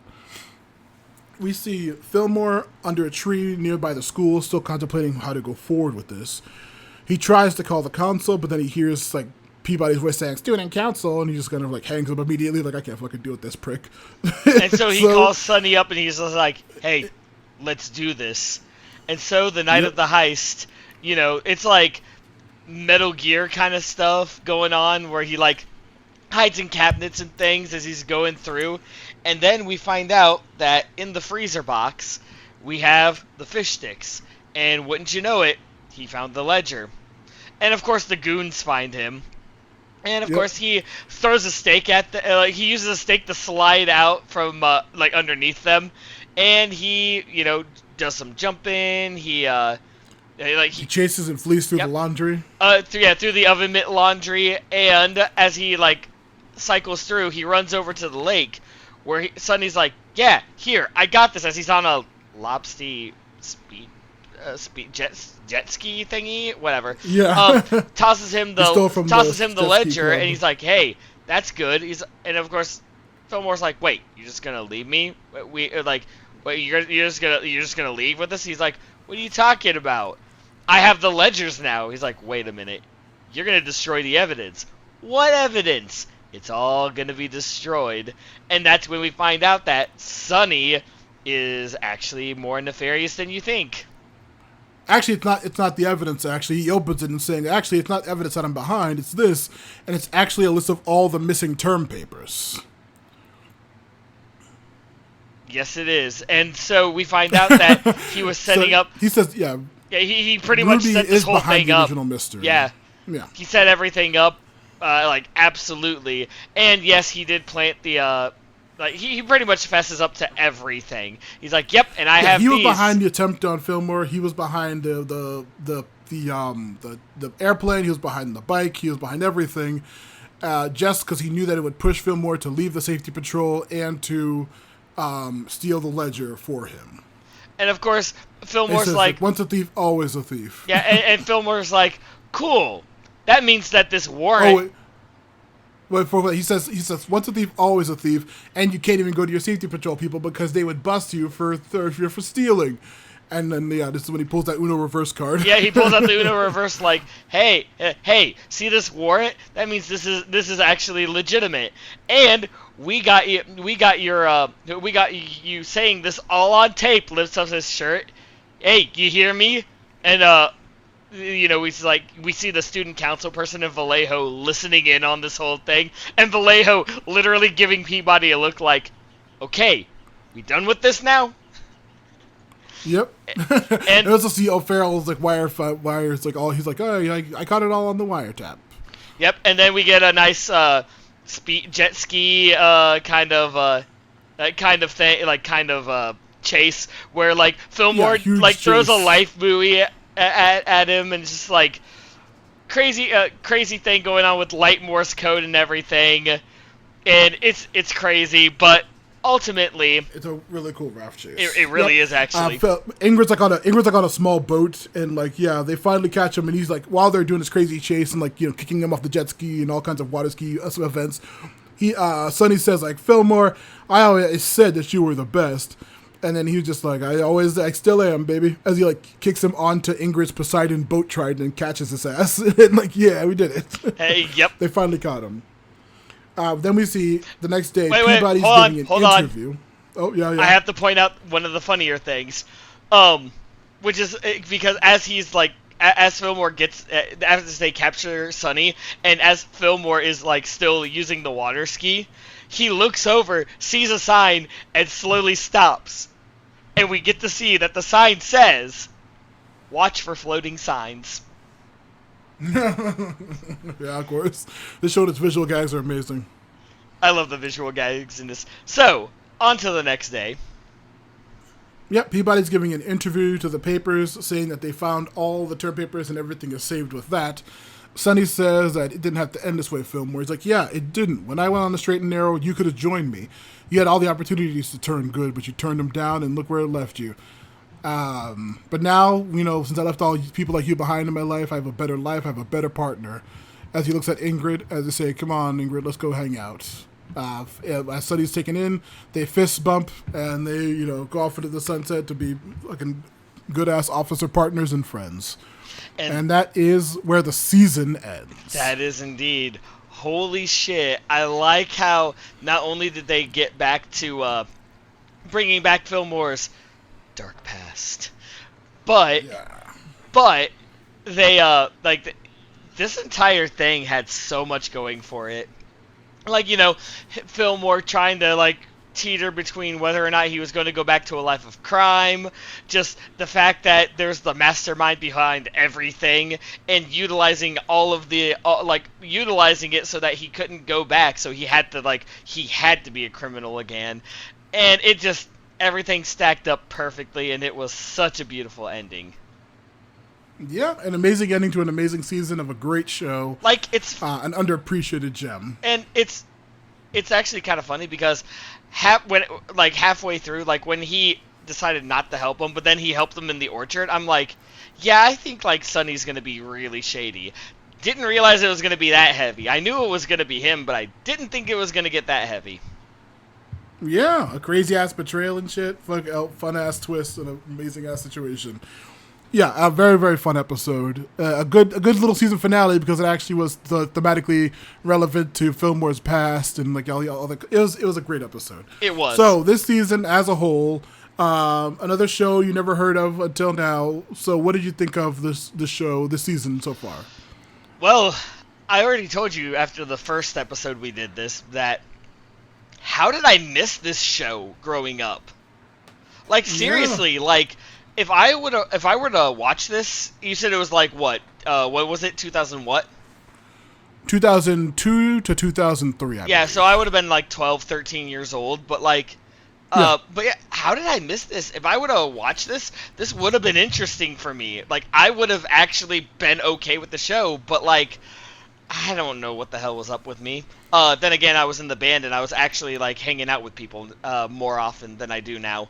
So, but yeah, like holy shit, this show. And this is just season 1, and you said there's only 2 seasons, right? Yeah. Yeah, just like holy shit, this show is phenomenal, man.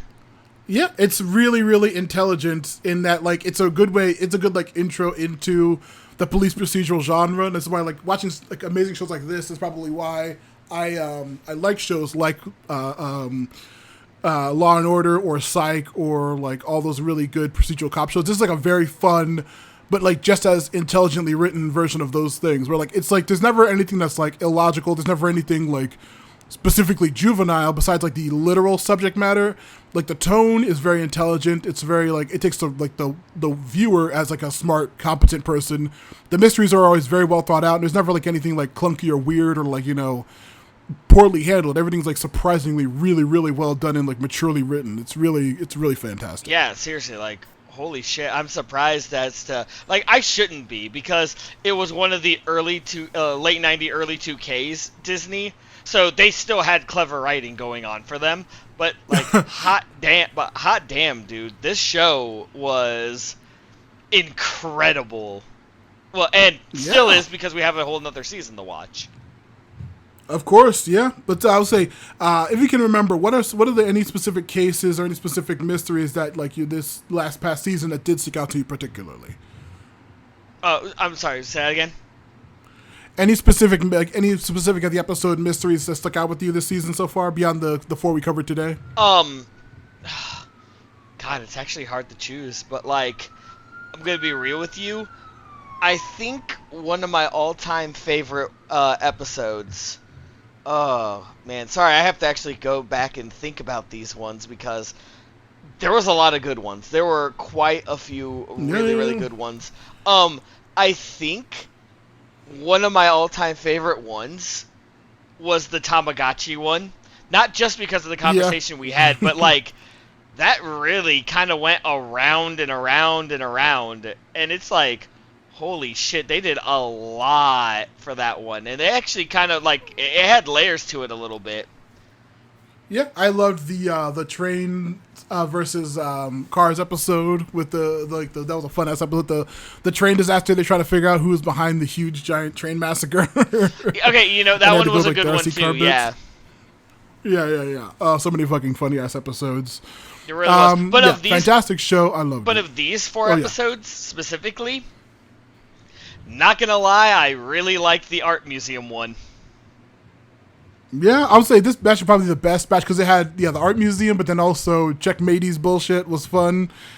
It's really that's so good. It was. It like this entire season had a full of ups and downs, and like they had some really good episodes going on, and I cannot wait for season 2 whenever we get to that.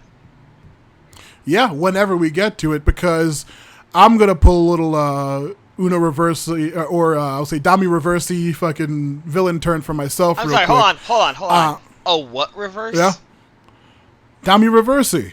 You're not up to date on One Piece? Dami Reversi? Yeah. I am not following you, especially that you added One Piece, and now I'm really confused. Well, too bad. I would say, given the of current events with the whole crazy Disney situation with like Jimmy Kimmel stuff happening right now that was just recently resolved because of course it was all a big waste of time.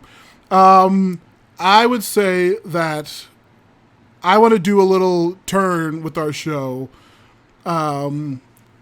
Since this is a season finale and we already have one special planned, I know you have your special planned, but I'm going to take this time to pull a little special from myself. You and I talked about a specific special. My special usually is the Halloween special. All right, well then I'm going to pull a different special that we've been putting off for a while just to do real quick because I want to take a little break from this show to cover a different thing real quick. Are you cool with that? Well, that depends. What do you have in mind? Of course.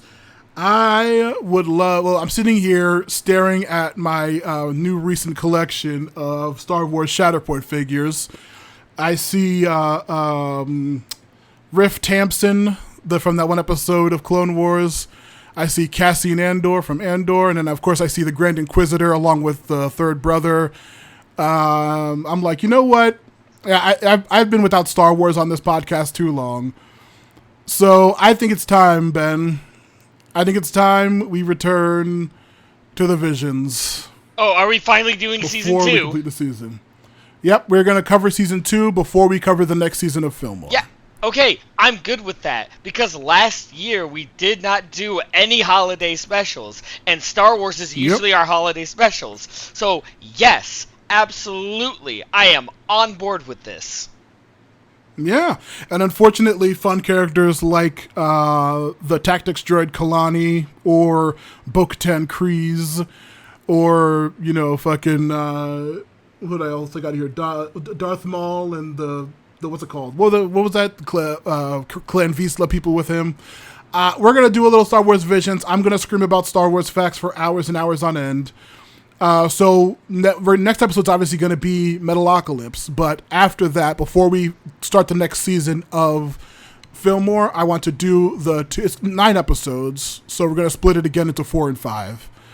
I'm not sure how I want to split it though, but we'll figure that out in the meantime. Yeah, but yeah, before we cover the next thing. Absolutely. You know what? I'm not going to lie. I should have probably done a freaking special in between seasons 2 and 3 of Metalocalypse, because like, oh my gosh! But I mean, we're already started Metalocalypse, so oh my gosh! Actually, you know what? This is wonderful news. I have wanted to cover season 2 so much, particularly one episode of it, but we're not going to do that yet. We're not about that right now. I've not seen I've not seen the show at all yet, so I'm completely blind. Well, okay, but for all of you new viewers, new listeners to the podcast, do listen to our first season 1 Star Wars Visions one.